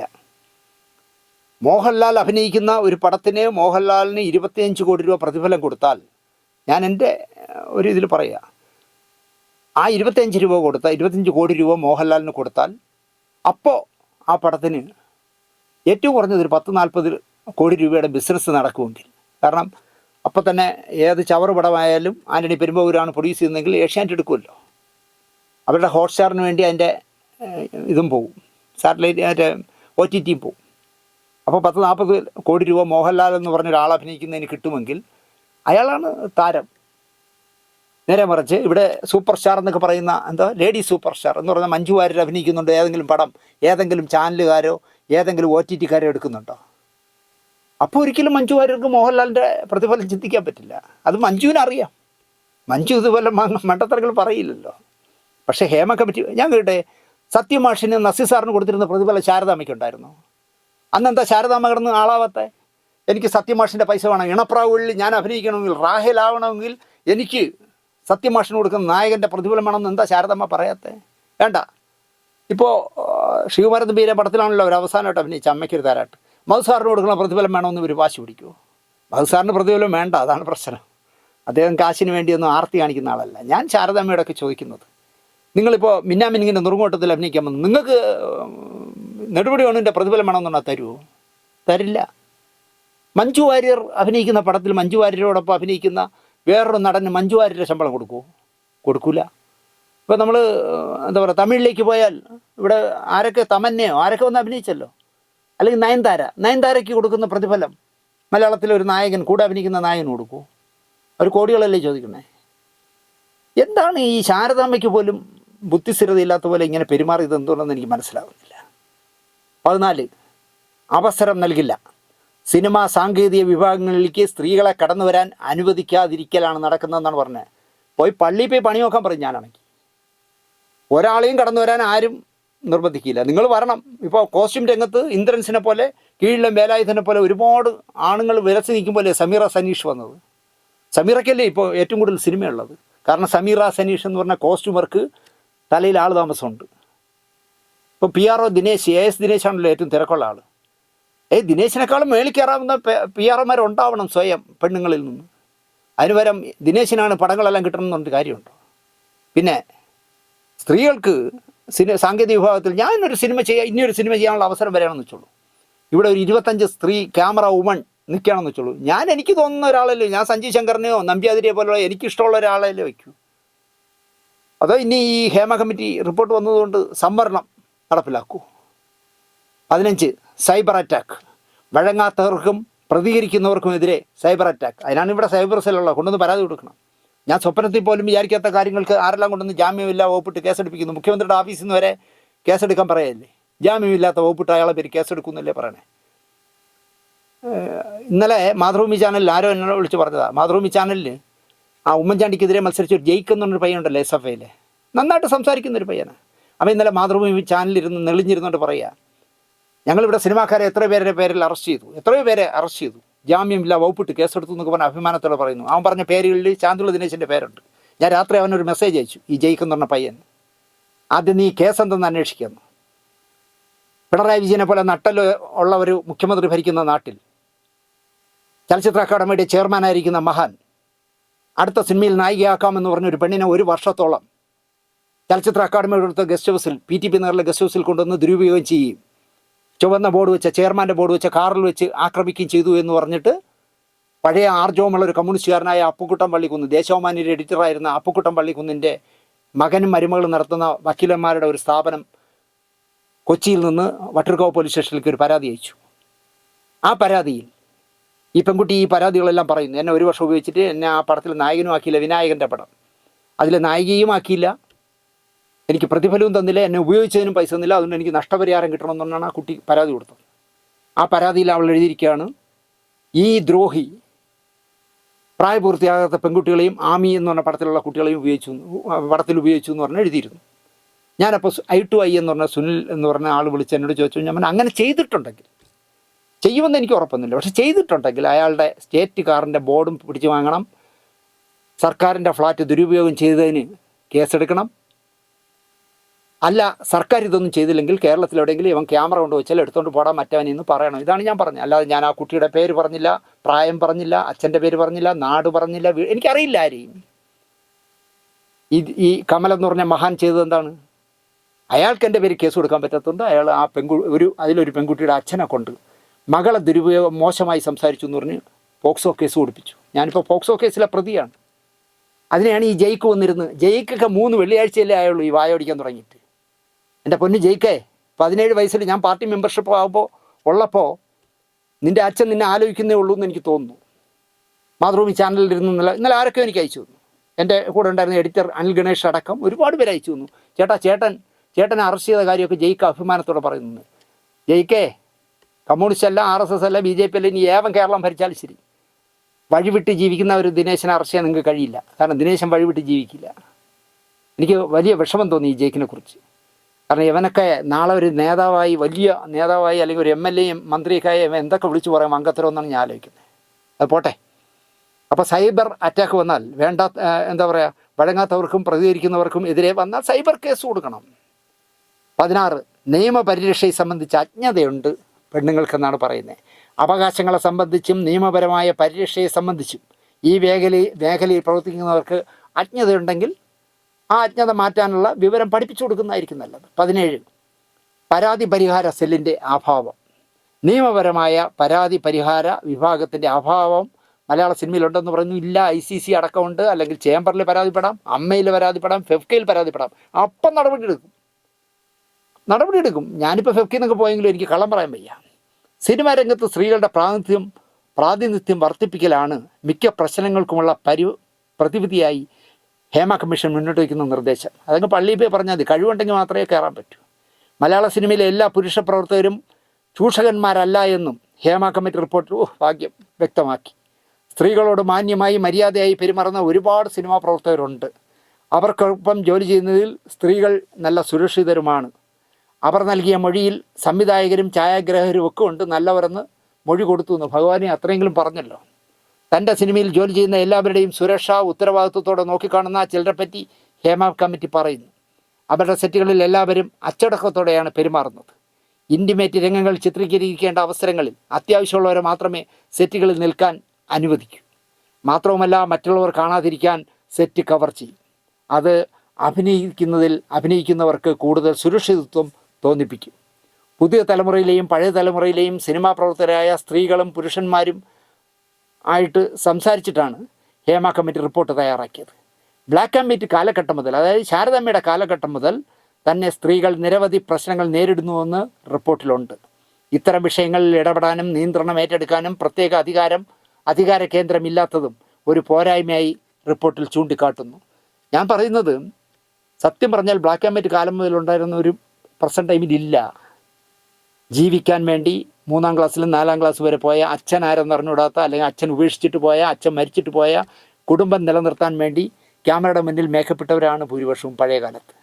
ഇപ്പം നല്ല അന്തസ്സുള്ള, നല്ല വിദ്യാഭ്യാസമുള്ള, വില കൂടിയ കാറിൽ വരുന്ന നല്ല സമ്പന്നമായ കുടുംബങ്ങളിലുള്ള കുട്ടികളാണ് ഇപ്പോൾ സിനിമയിൽ അഭിനയിക്കുന്നത്.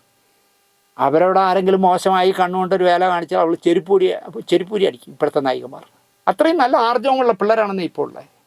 അതുപോലെ തന്നെ ഞാൻ അഭിനയിച്ചുകൊണ്ടിരിക്കുമ്പോൾ എൻ്റെ കൂടെ അഭിനയിക്കുന്നില്ല ഈ നടനോടൊപ്പം ഒരു രാത്രി പങ്കിടണമെന്ന് തോന്നിയാൽ ഒരു മടിയുമില്ലാതെ നമുക്കിന്ന് രാത്രി ഒന്നിച്ചു കൂടാമെന്ന് പറയാൻ ധൈര്യമുള്ള, നല്ല ബോധമുള്ള പെൺകുട്ടികളുള്ള കാലത്ത് ബ്ലാക്ക് ആൻഡ് വൈറ്റിലെ കഥ പറഞ്ഞിട്ട് ഒരു കാര്യവുമില്ല എന്ന് ഞാൻ പറയും. എന്തുകൊണ്ടോ ശാരദാമ്മയ്ക്കൊന്നും അത് മനസ്സിലാവുന്നില്ല. 233 പേജിൽ ചില ഭാഗങ്ങൾ ഒഴിവാക്കിയാണ് റിപ്പോർട്ട് പുറത്തു വന്നത്. ആളുകളുടെ സ്വകാര്യതയെ ബാധിക്കുന്നതും ആളുകളെ തിരിച്ചറിയുന്നതുമായ വിവരങ്ങൾ പൂർണ്ണമായും ഒഴിവാക്കിയാണ് റിപ്പോർട്ട് പുറത്തുവിട്ടത്. അത് ഹേമ തന്നെ കത്ത് കൊടുത്തിരുന്നു. ഒരാളിൻ്റെയും പേര് സൂചിക്കുന്ന അല്ലെങ്കിൽ ഒരാളിനെ മനസ്സിലാവുന്ന തരത്തിലുള്ള ഒന്നും പുറത്തുവിടരുതെന്ന് കത്തിൽ ഹേമ കമ്മിറ്റി തന്നെ കൊടുത്തിരുന്നു.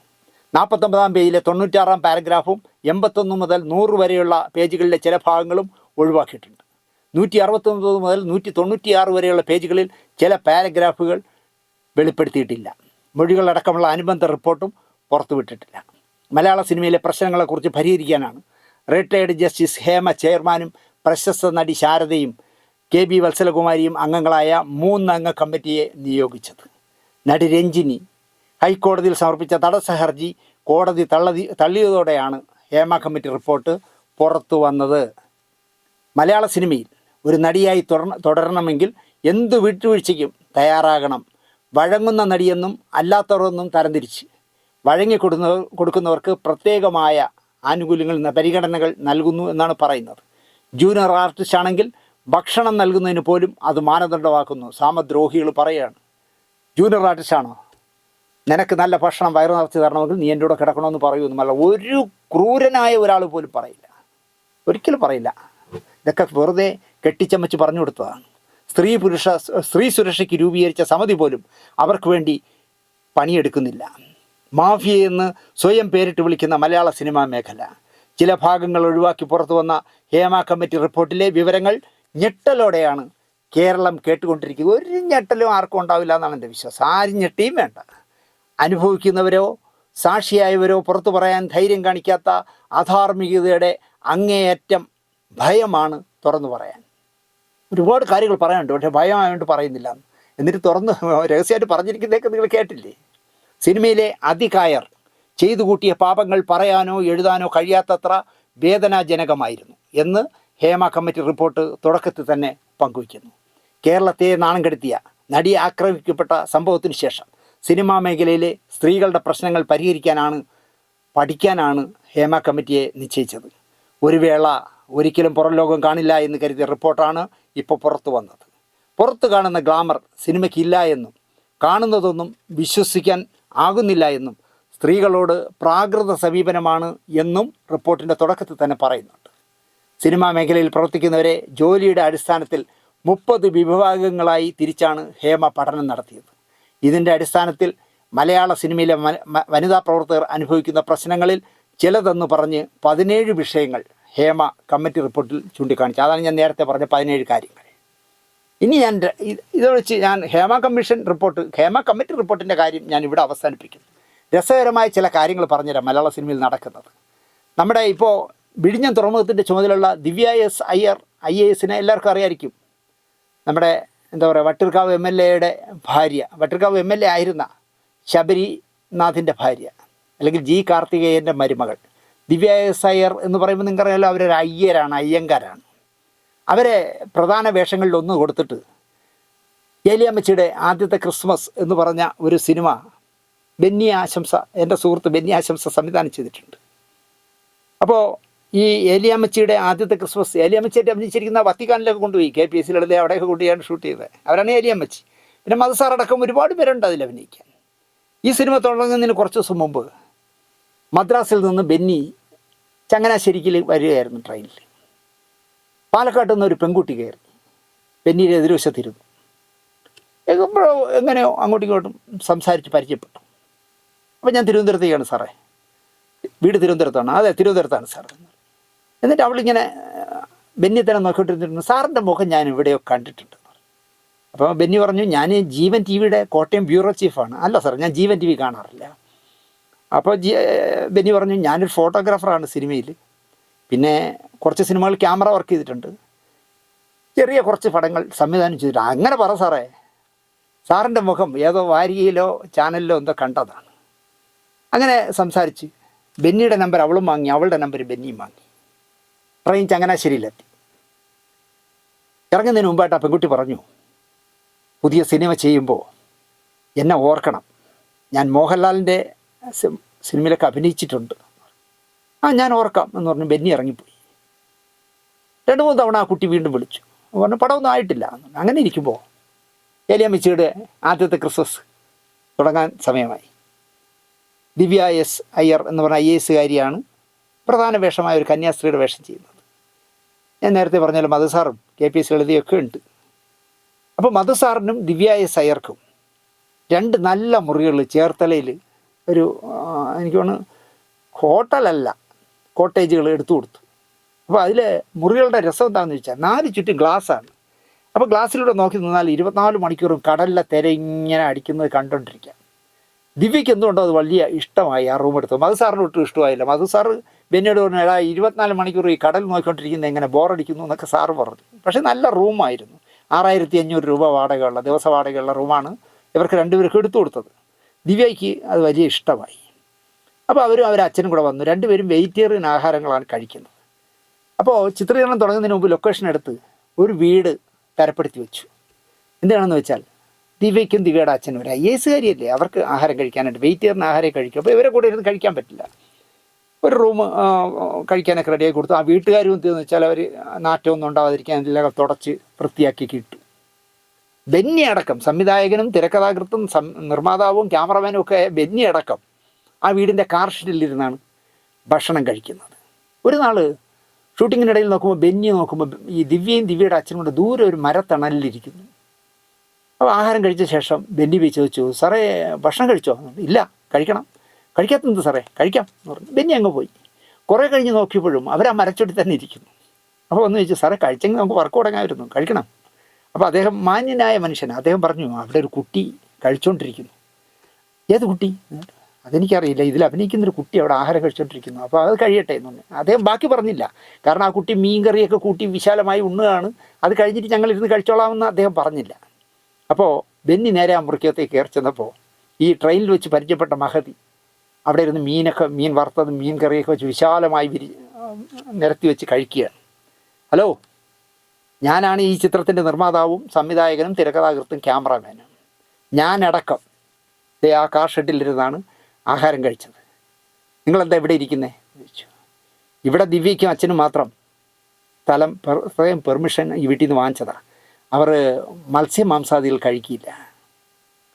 എടുത്ത വായില പെണ്ണ് പറഞ്ഞെന്താണെന്ന് പറയും, ഞാൻ ആ പൂപ്പയൊന്നുമല്ല, ഞാനേ ലാലിൻ്റെ കൂടെ അഭിനയിച്ച ആളാണ്.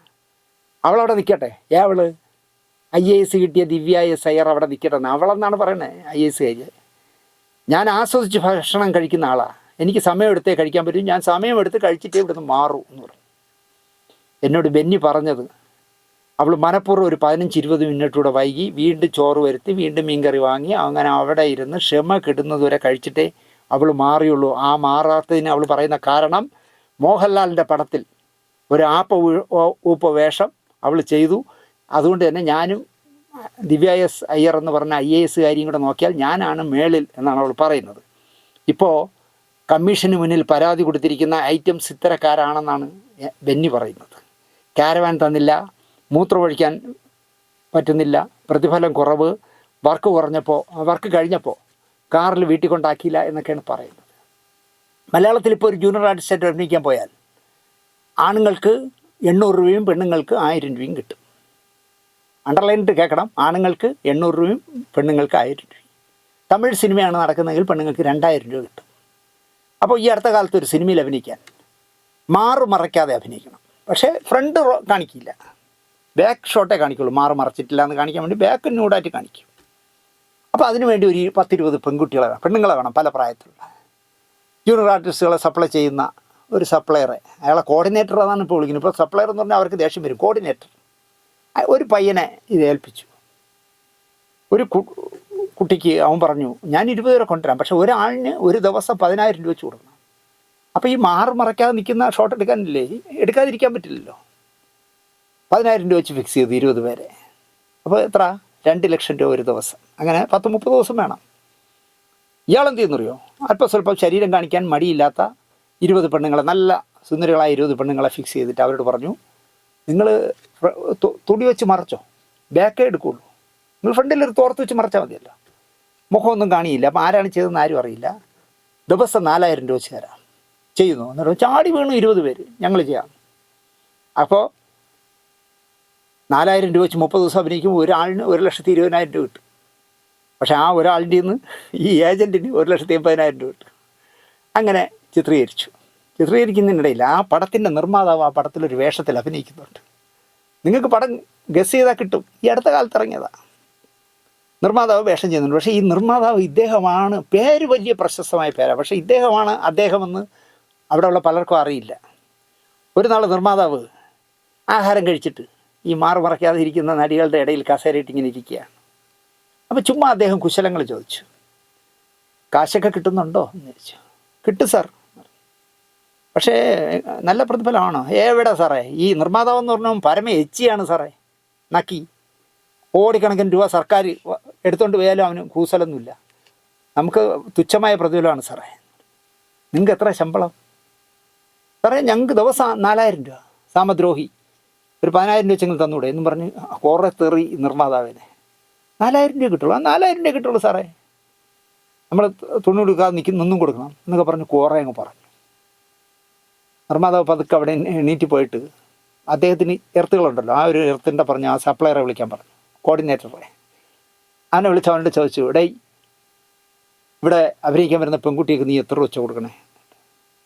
എന്ത് സാർ, നീ എത്ര രൂപ വെച്ച് എൻ്റെ നിന്ന് വാങ്ങണേ? 10,000. നീ എത്ര രൂപ വെച്ചാൽ അവർക്ക് കൊടുക്കണേ?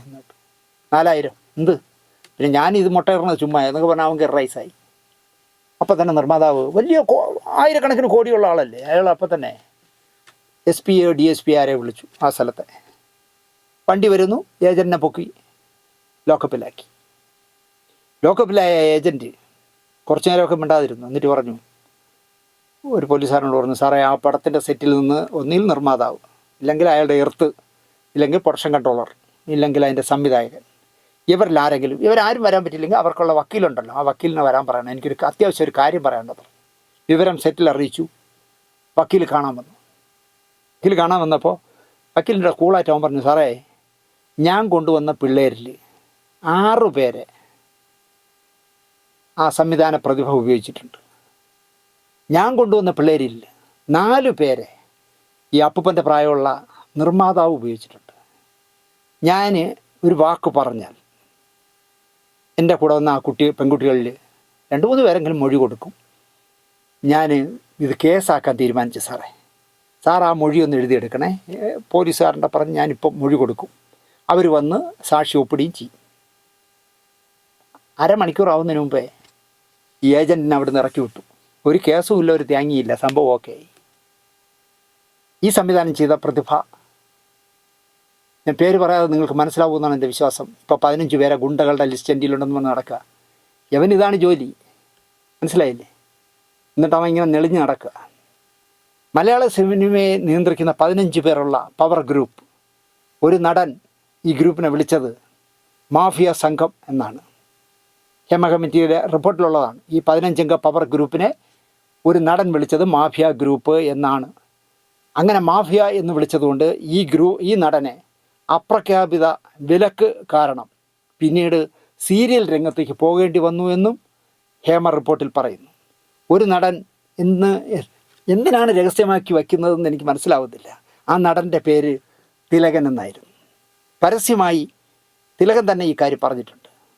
സഹപ്രവർത്തകരെ മാഫിയ സംഘമെന്നും തൻ്റെ സംഘടനയായ അമ്മയെ മാഫിയകളുടെ കൂട്ടായ്മയാണെന്നും വിളിച്ച് പരസ്യമായി വിളിക്കുന്ന ഒരാളിനെ അവർ സഹകരിപ്പിക്കുന്നില്ല എന്ന് പിന്നീട് പറഞ്ഞാൽ അത് ന്യായമാകുമോ എന്ന് ജീവിച്ചിരുന്നപ്പോൾ തിലകൻ ചേട്ടൻ ആലോചിച്ചോ എന്ന് എനിക്കറിയില്ല. അതുപോലെ തന്നെ അദ്ദേഹം ഈ തോന്നലുകളിൽ ജീവിക്കുന്ന ഒരു മനുഷ്യനല്ലേ. അദ്ദേഹം തിരുവനന്തപുരത്തെ നായർ ബെൽറ്റ് എന്നെ ഒതുക്കാൻ നോക്കി, തെളിവുണ്ട് എന്ന് 100 വട്ടം തിലകൻ ചേട്ടൻ പറഞ്ഞു. എന്നോടും പറഞ്ഞു. സത്യനന്ദിക്കാരൻ്റെ മുമ്പ് വെച്ചാണ് എന്നോട് പറഞ്ഞത്. നിങ്ങളും ആ നായർ ഗ്രൂപ്പിൻ്റെ പിടിപ്പെട്ടു എന്ന് അദ്ദേഹത്തിൻ്റെ മകളുടെ കല്യാണത്തിന് ചെന്നപ്പോൾ എന്നോട് പറഞ്ഞതാണ്. ഞാൻ ചിരിച്ചു അറിയാതെ. നമ്മൾ NSSും തേങ്ങയൊന്നും ഇല്ലാതെ നടക്കുന്ന ഒരുത്തല്ല. പക്ഷേ തിലകൻ ചേട്ടൻ എന്നോട് പറഞ്ഞു, നായർ ഗ്രൂപ്പിൻ്റെ പിടിയിൽ നിങ്ങളും വീണു കേട്ടോ സത്യ എന്ന്. സത്യേട്ടൻ മിണ്ടാതെന്ന് ചിരിച്ചതേ ഉള്ളൂ. നിങ്ങൾ എവിടെയെങ്കിലും വെച്ച് കാണും, വെച്ച് നോക്കും. അപ്പോൾ തിരുവനന്തപുരത്തെ നായർ ഗ്രൂപ്പാണ് എന്നെ വിലക്കിയെന്നാണ് അദ്ദേഹം പറയുന്നത്. അതേ വായ കൊണ്ട് തന്നെ തിലകൻ ചേട്ടൻ പറയുമായിരുന്നു, ക്രിസ്ത്യൻ ബ്രദേഴ്സ് എന്ന് പറഞ്ഞ പടത്തിലാണ് എന്നെ ആദ്യമായി വിലക്കിയത്. അതും അദ്ദേഹം തന്നെ പറയും. അപ്പോൾ എനിക്ക് മനസ്സിലാവാത്ത ഒരു ചോദ്യം, ക്രിസ്ത്യൻ ബ്രദേഴ്സ് എന്ന് പറഞ്ഞ പടം നിർമ്മിച്ച മഹാസുബൈർ നായരല്ല. ഈ ക്രിസ്ത്യൻ ബ്രദേഴ്സ് സംവിധാനം ചെയ്ത ജോഷി സാറും നായരല്ല. പക്ഷെ അദ്ദേഹം പറയുന്നത് നായന്മാർ ഒതുക്കിയെന്നാണ്. വിലക്ക് നിലനിൽക്കുമ്പോൾ ഫെഫ്ക നേതാവായ ബി ഉണ്ണികൃഷ്ണൻ എന്ന നായരോട് ഞാനൊരു സബ്ജക്റ്റ് ഉണ്ടാക്കി, അതിലൊരു വേഷം തിലകൻ ചെയ്താലേ നന്നാവൂ, അത് നിങ്ങൾ സമ്മതിച്ചില്ലെങ്കിൽ ഞാൻ ഈ സബ്ജക്റ്റ് കളയും എന്ന് രഞ്ജിത്ത് എന്ന തിരക്കഥാകാരനും സംവിധായകനുമായ വേറൊരു നായർ ഉണ്ണികൃഷ്ണൻ എന്ന് പറഞ്ഞ നായരോട് പറയുന്നു. അതിനെന്താ, സന്തോഷത്തോടെ ചെയ്യൂ എന്നാണ് നായരായ ഉണ്ണികൃഷ്ണൻ നായരായ രഞ്ജിത്തിനോട് പറയുന്നത്. ഈഴവനായ തിലകൻ അഭിനയിച്ച അച്യുതമേനൻ എന്ന് പറയുന്ന മനോഹരമായ ഇന്ത്യൻ റുപ്പിയിലെ വേഷം അങ്ങനെയല്ലേ പുറത്തു വന്നത്. നിങ്ങൾ ആലോചിച്ച് നോക്കൂ, ഇതിലെവിടെയാണ് നായർ ബെൽറ്റ് തിലകൻ ചേട്ടനെ ഒതുക്കിയത്? എനിക്ക് മനസ്സിലാവുന്നേ ഇല്ല. അതുപോലെ നാടകരംഗത്ത് നിന്നും എ കെ ലോഹിതദാസ് എന്ന് പറഞ്ഞ നാടകക്കാരനെ സിബി മലയിലിന് പരിചയപ്പെടുത്തി കൊടുക്കുന്നത് തിലകൻ ചേട്ടനാണ്. തനിയാവർത്തനം മുതൽ ലോഹിക്ക് നല്ല തുടക്കം കിട്ടി. അതിലൊരുപാട് സിനിമകളിൽ തിലകന് ശ്രദ്ധേയമായ വേഷമായിരുന്നു. ഏറ്റവും നല്ല ഉദാഹരണം കിരീടം. എന്നാൽ തിലകൻ പറയുന്ന ഗുരുതരമായ ഒരു ആക്ഷേപമുണ്ട്. അദ്ദേഹത്തെ ഫിക്സ് ചെയ്ത ശേഷം ഹിസ് ഹൈനസ് അബ്ദുള്ള എന്ന് പറഞ്ഞ സിനിമയിൽ നിന്ന് ഒഴിവാക്കി ഒരു നായരായ നെടുപടി വേണുവിനെ ആ വേഷം ചെയ്യിച്ചു, അല്ലെങ്കിൽ നെടുപടി വേണു ആ വേഷം അടിച്ചെടുത്തു. ഹിസ് ഹൈനസ് അബ്ദുള്ള എന്ന് പറഞ്ഞാൽ മോഹൻലാൽ നിർമ്മിച്ച സിനിമ കണ്ടിട്ടുള്ള തലയ്ക്ക് വെളിവുള്ള ആരും പറയും അതിലെ ഉദയവർമ്മ ആകേണ്ടത് നെടുപടി വേണു തന്നെയാണെന്ന്. തിലകൻ ചെയ്താൽ അത് മിസ്കാസ്റ്റ് ആവും എന്നുള്ള ഒരു ഉറപ്പാണ്. തിലകൻ മിസ്കാസ്റ്റ് ചെയ്ത കുറേ പടങ്ങളുണ്ട്. പ്രേം പൂജാരി എന്ന് പറഞ്ഞ പടത്തിലെ മ്യൂസിക് ഡയറക്ടർ, എൻ്റെ ഗുരുനാഥനായ ജേസി സാറിൻ്റെ സരോവരത്തിലെ സംഗീതജ്ഞൻ, രണ്ടും പാളിപ്പോയി. കാരണം എല്ലാം ചെയ്യാൻ പറ്റുന്നൊരു നടനൊന്നും അല്ല തിലകൻ ചേട്ടൻ. പക്ഷേ നെടുപടി വേണു തന്നെയാണ് ഹിസൈനസ് അബ്ദുള്ളയിൽ ചെയ്യേണ്ടതെന്ന് ആ പടം കണ്ടിട്ടുള്ള ആർക്കും മനസ്സിലാവും. ഞങ്ങളങ്ങനെ ചിന്തിച്ചിട്ട് പോലും ഇല്ല എന്നാണ് അതിൻ്റെ സംവിധായകനായ സിബി മലയിൽ പറയുന്നത്. അദ്ദേഹം തിലകൻ ചേട്ടൻ എന്ന് മൊത്തം വിളിക്കില്ല, അത്രയും സ്നേഹമാണ് തിലകൻ ചേട്ടനോട്. പക്ഷേ അദ്ദേഹം പറയുന്നത് ഈ ഹിസൈനസ് അബ്ദുള്ളയിലെ ഉദയവർമ്മയാവാൻ തിലകനെ ഞങ്ങൾ ആലോചിച്ചിട്ട് പോലും ഉണ്ടായിരുന്നില്ല എന്ന് അദ്ദേഹം പറയുന്നു. ലോഹിതദാസ് വ്യക്തമായി പറഞ്ഞത്, ഞാനത് എഴുതുമ്പോൾ നെടുപടിയും അല്ലാതെ മറ്റൊരാളെ ഞാൻ ചിന്തിച്ചിട്ടേയില്ല. പക്ഷേ തിലകൻ അഭിപ്രായം മാറ്റിയില്ല. പിന്നാലെ ചെയ്ത ലോഹിതദാസും സിബി മലയിലും കൂടി പിന്നാലെ ചെയ്ത ഭരതം, കമലദളം തുടങ്ങി സിബി ലോഹിതദാസ് കൂട്ടുകെട്ടിൽ ചെയ്ത ഒരു സിനിമയിലും പിന്നെ തിലകനില്ലായിരുന്നു. എൻ്റെ ഓർമ്മ ശരിയാണെങ്കിൽ തിരക്കഥാരംഗത്ത് നിന്ന് സംവിധാന മേഖലയിലേക്ക് ലോഹിതദാസ് മാറിയില്ല ഭൂതക്കണ്ണാടിയിലൂടെ. അതിനുശേഷം അദ്ദേഹം ചെയ്ത ഒരൊറ്റ സിനിമയിലും തിലകനെ സഹകരിപ്പിച്ചിട്ടില്ല. ലോഹിതദാസ് ഒരു നായരല്ല എന്നുള്ള കാര്യം അണ്ടർലൈനിട്ട് ഇത് കാണുന്നവർ ഓർക്കുക. 15 അംഗ ഗുണ്ടാ സംഘങ്ങളിൽ ആരെങ്കിലും തിലകനെ വയ്ക്കരുത് എന്ന് പറഞ്ഞതാണോ എന്ന് എനിക്കറിയില്ല. അത് ലോഹിതദാസ് മരിച്ചുപോയി സിബി മലയിലാണ് പറയേണ്ടത്. ഏത് നായർ ഗ്രൂപ്പ്, ഈ 15 അംഗ ഗുണ്ടാ ഗ്രൂപ്പാണോ തിലകനെ വയ്ക്കരുതെന്ന് പറഞ്ഞത്? മറുപടി പറയേണ്ടത് സിബി മലയിലാണ്. മരണം വരെയും നെടുപടി വേണുവിനെ തിലകൻ സംശയത്തിൻ്റെ നിഴലിൽ നിർത്തി. നെടുപടി പരസ്യമായി പറഞ്ഞു തിലകൻ ചേട്ടൻ സ്വയം കഥ മെനഞ്ഞ് അതിൻ്റെ ആകുലതയിൽ ജീവിക്കുന്ന ഹതഭാഗ്യനാണെന്ന്. തിലകൻ പരസ്യമായി നെടുപടിയെ അപമാനിച്ചിട്ടും തിലകനുമായി സമരസപ്പെടാനാണ് നെടുപടി ശ്രമിച്ചത്. നിങ്ങൾ ആലോചിച്ചു, ക്രിസ്ത്യൻ സമുദായത്തിൽ പിറന്ന, ഇപ്പോൾ പെന്തക്കോസാണെന്ന് തോന്നുന്നു, സിബി മലയിലും ഒരു അവർണ സമുദായത്തിൽ പിറന്ന ലോഹിതദാസ്. പക്ഷേ ഇദ്ദേഹം പറയുന്നത് ഇവർ രണ്ട് നായന്മാരെ പോലെയാണ് പറയണത്, ഇവരെല്ലാം കൂടി ചേർന്ന് എന്നെ ഒതുക്കി എന്നാണ് പറയുന്നത്. അതുപോലെ തന്നെ ഇങ്ങനെ പറഞ്ഞു, നമ്മളെ തിലകൻ പറഞ്ഞു ശ്രീനാഥിനെ കൊന്നതാണെന്ന് പൊതുവേദിയിൽ തിലകൻ പ്രസംഗിച്ചു. അമ്മയ്ക്കാണ് അതിൻ്റെ ഉത്തരവാദിത്വമെന്നും സംശയത്തിൻ്റെ കുന്തം ഗണേശനിലേക്ക് നീളുന്നുവെന്നും പരസ്യമായി പറഞ്ഞ ആളാണ് തിലകൻ. എന്തടിസ്ഥാനത്തിൽ പറഞ്ഞു എന്നറിയില്ല. ശിക്കാർ എന്ന സിനിമ എഴുതി വന്നപ്പോൾ മോഹൻലാലിൻ്റെ ബൽറാമന് ഒരു നല്ല സുഹൃത്ത് കഥാപാത്രമുണ്ട്. കിരീടത്തിൽ മോഹൻലാലിൻ്റെ നല്ല സുഹൃത്തായത് ശ്രീനാഥാണ്. അയാളെ കിട്ടുമോ, ഇപ്പോൾ അയാൾ സീരിയലിൽ നല്ല തിരക്കുള്ള ആളാണ് എന്നൊക്കെ പറഞ്ഞതും മോഹൻലാലാണ്. ശ്രീനാഥിനെ ബന്ധപ്പെട്ടപ്പോൾ അയാൾക്ക് ഭയങ്കര സന്തോഷം, ആ വേഷം അയാൾ സ്വീകരിച്ചു. ഷൂട്ടിങ്ങിനെത്തിയ ശ്രീനാഥിനെ ആ നാട്ടിലുള്ള ചില പരിചിതരും അപരിചിതരുമായ നന്നായിട്ട് വെള്ളം അടിക്കുന്നവന്മാർ കുപ്പിയുമായിട്ട് റൂമിൽ വന്ന് അങ്ങോട്ട് ആഘോഷം തുടങ്ങി. മദ്യത്തിൻ്റെ ലഹരിയിൽ എന്താ പറയുക, ഞാനിവിടെ അഭിനയിക്കാൻ വന്നതാണെന്ന് പോലും ശ്രീനാഥ് മറന്നു. ബോധമില്ലാതെ പാതിരാത്രി സഹപ്രവർത്തകരുടെ റൂമുകളിൽ ചെന്ന്, ആണെന്നല്ല പെണ്ണെന്നല്ല വ്യത്യാസമില്ലാതെ റൂമുകളിൽ ചെന്ന് മുട്ടി ചീത്ത വിളിച്ചു. അതും പിറന്ന പടി, മരിച്ച ഒരാളിനെ കുറിച്ച് നമ്മൾ പറയാൻ പാടില്ലെങ്കിലും സത്യസന്ധമായി പറയണം, പിറന്ന പടി നൂൽ ബന്ധമില്ലാതെ ശ്രീനാഥ് ആ ഹോട്ടലിൽ എന്താ പറയുക പോന്തി വിളയാടി എന്ന് പറയാം. നിവർത്തികേട് കൊണ്ട് ശ്രീനാഥിനെ ചിത്രത്തിൽ നിന്നും ഒഴിവാക്കാൻ തീരുമാനിച്ചു. ലാലു അലക്സിനെ വിളിച്ച് പകരം ആവേശം ചെയ്യിച്ചു. നായരെ അല്ല വിളിച്ചത്, ലാലു അലക്സിനെ. തൽക്കാലം താങ്കളുടെ സീനുകൾ ഉടനെ ഇല്ല. സിനിമയിൽ എപ്പോഴും പറയുന്ന, കട്ട് ചെയ്യുമ്പോൾ പറയുന്നൊരു ഡയലോഗാണ്. വീട്ടിൽ പോയിട്ട് വിളിക്കുമ്പോൾ വന്നാൽ മതിയെന്ന് ശ്രീനാഥിനെ പ്രൊഡക്ഷൻ അറിയിക്കുന്നു. യാത്രാപ്പടിയായി ഒരു തുക കൊടുത്തു. അപ്പം ശ്രീനാഥ് പറഞ്ഞു ഇത്രയും വേണ്ട എന്ന് പറഞ്ഞാൽ 1000 രൂപ അദ്ദേഹം തിരിച്ചു കൊടുത്തു. വെളുപ്പിന് പോയി എത്രയോ കിലോമീറ്റർ കാടിനുള്ളിൽ ചെന്നിട്ടാണ് ഈ പറയുന്ന ശിക്കാറിൻ്റെ ഷൂട്ടിങ്. അവിടേക്ക് ഒരു നാൾ വരുന്ന വാർത്ത സ്വന്തം കൈഞ്ഞരമ്പ് മുറിച്ച് ശ്രീനാഥ് ആത്മഹത്യ ചെയ്തു എന്നായിരുന്നു. മോഹൻലാൽ, സംവിധായകൻ എം പത്മകുമാർ, തിരക്കഥാകൃത്ത് സുരേഷ് ബാബു തുടങ്ങിയവരെ മലയാളിക്ക് നന്നായി അറിയാം എന്നാണ് എൻ്റെ വിശ്വാസം. എന്നിട്ടും തിലകനടക്കം പറഞ്ഞത് ശ്രീനാഥിനെ കൊന്നതാണ്, അതിൽ ഗണേശന് പങ്കുണ്ട്, അമ്മയ്ക്ക് പങ്കുണ്ട്, ഇടവേള ബാബുവിന് പങ്കുണ്ടെന്നൊക്കെ അദ്ദേഹം പറഞ്ഞു. തോന്നലുകളിൽ ജീവിച്ച തിലകനെ ചില മര്യാദരാവന്മാർ നന്നായി ഉപയോഗിച്ചു, സംഘടനകൾക്കെതിരെ യുദ്ധം ചെയ്യാൻ പ്രേരിപ്പിച്ചു. ആ കെണിയിൽ തിലകൻ ചേട്ടൻ വീണു എന്ന പക്ഷക്കാരനാണ് ഞാനത് അദ്ദേഹത്തിൻ്റെ കൂടെ തന്നെ പറഞ്ഞു. അപ്പോൾ അദ്ദേഹം കൂടുതൽ മറുപടി എന്നോട് പറഞ്ഞില്ല. ഞാൻ പറഞ്ഞു ചേട്ടാ ഇന്ന ആൾ ചേട്ടനെ വെട്ടിലാക്കാനാണ് ഇതിൽ ചാടിക്കുന്നത്, ചേട്ടൻ അതിൽ ചാടരുത്, ചേട്ടന് മാത്രമല്ല കേട്ടോ, ചേട്ടൻ്റെ 2 മക്കളും സിനിമയിൽ നിൽക്കുന്നുള്ള ബോധം വേണമെന്നൊക്കെ ഞാൻ പറഞ്ഞപ്പോൾ അദ്ദേഹം മറുപടി പറഞ്ഞില്ല. നിങ്ങൾക്ക് വിവരമില്ലെന്നാ ഒന്നും പറഞ്ഞില്ല, കേട്ടോണ്ടിരുന്നതേ ഉള്ളൂ. ജീവിതത്തിൻ്റെയും അഭിനയത്തിൻ്റെയും അതിർവരുമ്പുകൾ അറിയാതെ പോയ തിലകനെ സിനിമയിലുള്ള ചില മാന്യന്മാർ നന്നായി വിറ്റെടുത്തു എന്ന് ഞാൻ പറയും. ഇതാണ് ഞാൻ അറിയുന്ന സത്യം. എനിക്ക് നല്ല ഹൃദയബന്ധം ആ മനുഷ്യനോടുണ്ടായിരുന്നു. അല്ല ഇനിയിപ്പോൾ ഈ പ്രോഗ്രാം കണ്ടുകൊണ്ടിരിക്കുന്നതിൻ്റെ താഴെ വന്ന് ഈ ശാന്തിയുള്ള ദിനേശ് എന്ന് പറഞ്ഞാൽ പുളു അടിക്കുന്നതാണ്, തിലകനെ അറിഞ്ഞു പോലും കൂടാ എന്ന് പറഞ്ഞാലും എനിക്ക് പ്രശ്നമൊന്നുമില്ല. ഇതിൽ ഏറ്റവും വലിയ രസം എന്താണെന്ന് ചോദിച്ചാൽ ഒരിക്കൽ പോലും അദ്ദേഹം എന്നെ ശാന്തിവിളയെന്നോ ദിനേശ് എന്നോ വിളിച്ചിട്ടില്ല. ഇങ്ങേര്, അങ്ങേര്, നിങ്ങൾ എന്നൊക്കെയാണ് എന്നെ അഭിസംബോധന ചെയ്തിട്ടുള്ളത്. അതിനും സത്യേട്ടനാണ് സാക്ഷി എന്ന് ഞാൻ പറയും. അടുത്തത് എനിക്ക് പറയാനുള്ള രസം, WCCയിൽ അംഗത്വമെടുത്ത ചിത്രം എന്ന് പറഞ്ഞ മോഹൻലാലിൻ്റെ സിനിമയിലടക്കം അഭിനയിച്ച രഞ്ജിനി, WCCക്കാർ ആരും കൊണ്ടൊന്ന് ഹേമയ്ക്ക് മൊഴി കൊടുക്കുന്നില്ല, തിരുവനന്തപുരത്ത് പോയി മൊഴി കൊടുക്കാൻ തയ്യാറല്ല എന്ന് വന്നപ്പോൾ സ്വന്തം പൈസ മുടക്കി സ്വയം പോയി ഒറ്റയ്ക്ക് മൊഴി കൊടുത്ത ആളാണ് രഞ്ജിനി. WCC അംഗമായി എന്താ പറയുക മൊഴി കൊടുക്കാതെ, WCCയിലുള്ള ഒറ്റ ആൾ മൊഴി കൊടുക്കാതിരിക്കുമ്പോൾ വ്യക്തിപരമായി ഹേമ കമ്മിറ്റിക്ക് മൊഴി കൊടുത്ത ആളാണ് രഞ്ജിനി. 1990 മലയാള സിനിമ വിട്ട് അല്ലെങ്കിൽ സിനിമാ രംഗം വിട്ട് ഞാൻ പോയത് സഹിക്കാൻ വയ്യാതെയാണ് എന്നാണ് രഞ്ജിനി മൊഴി കൊടുത്തിരിക്കുന്നത്.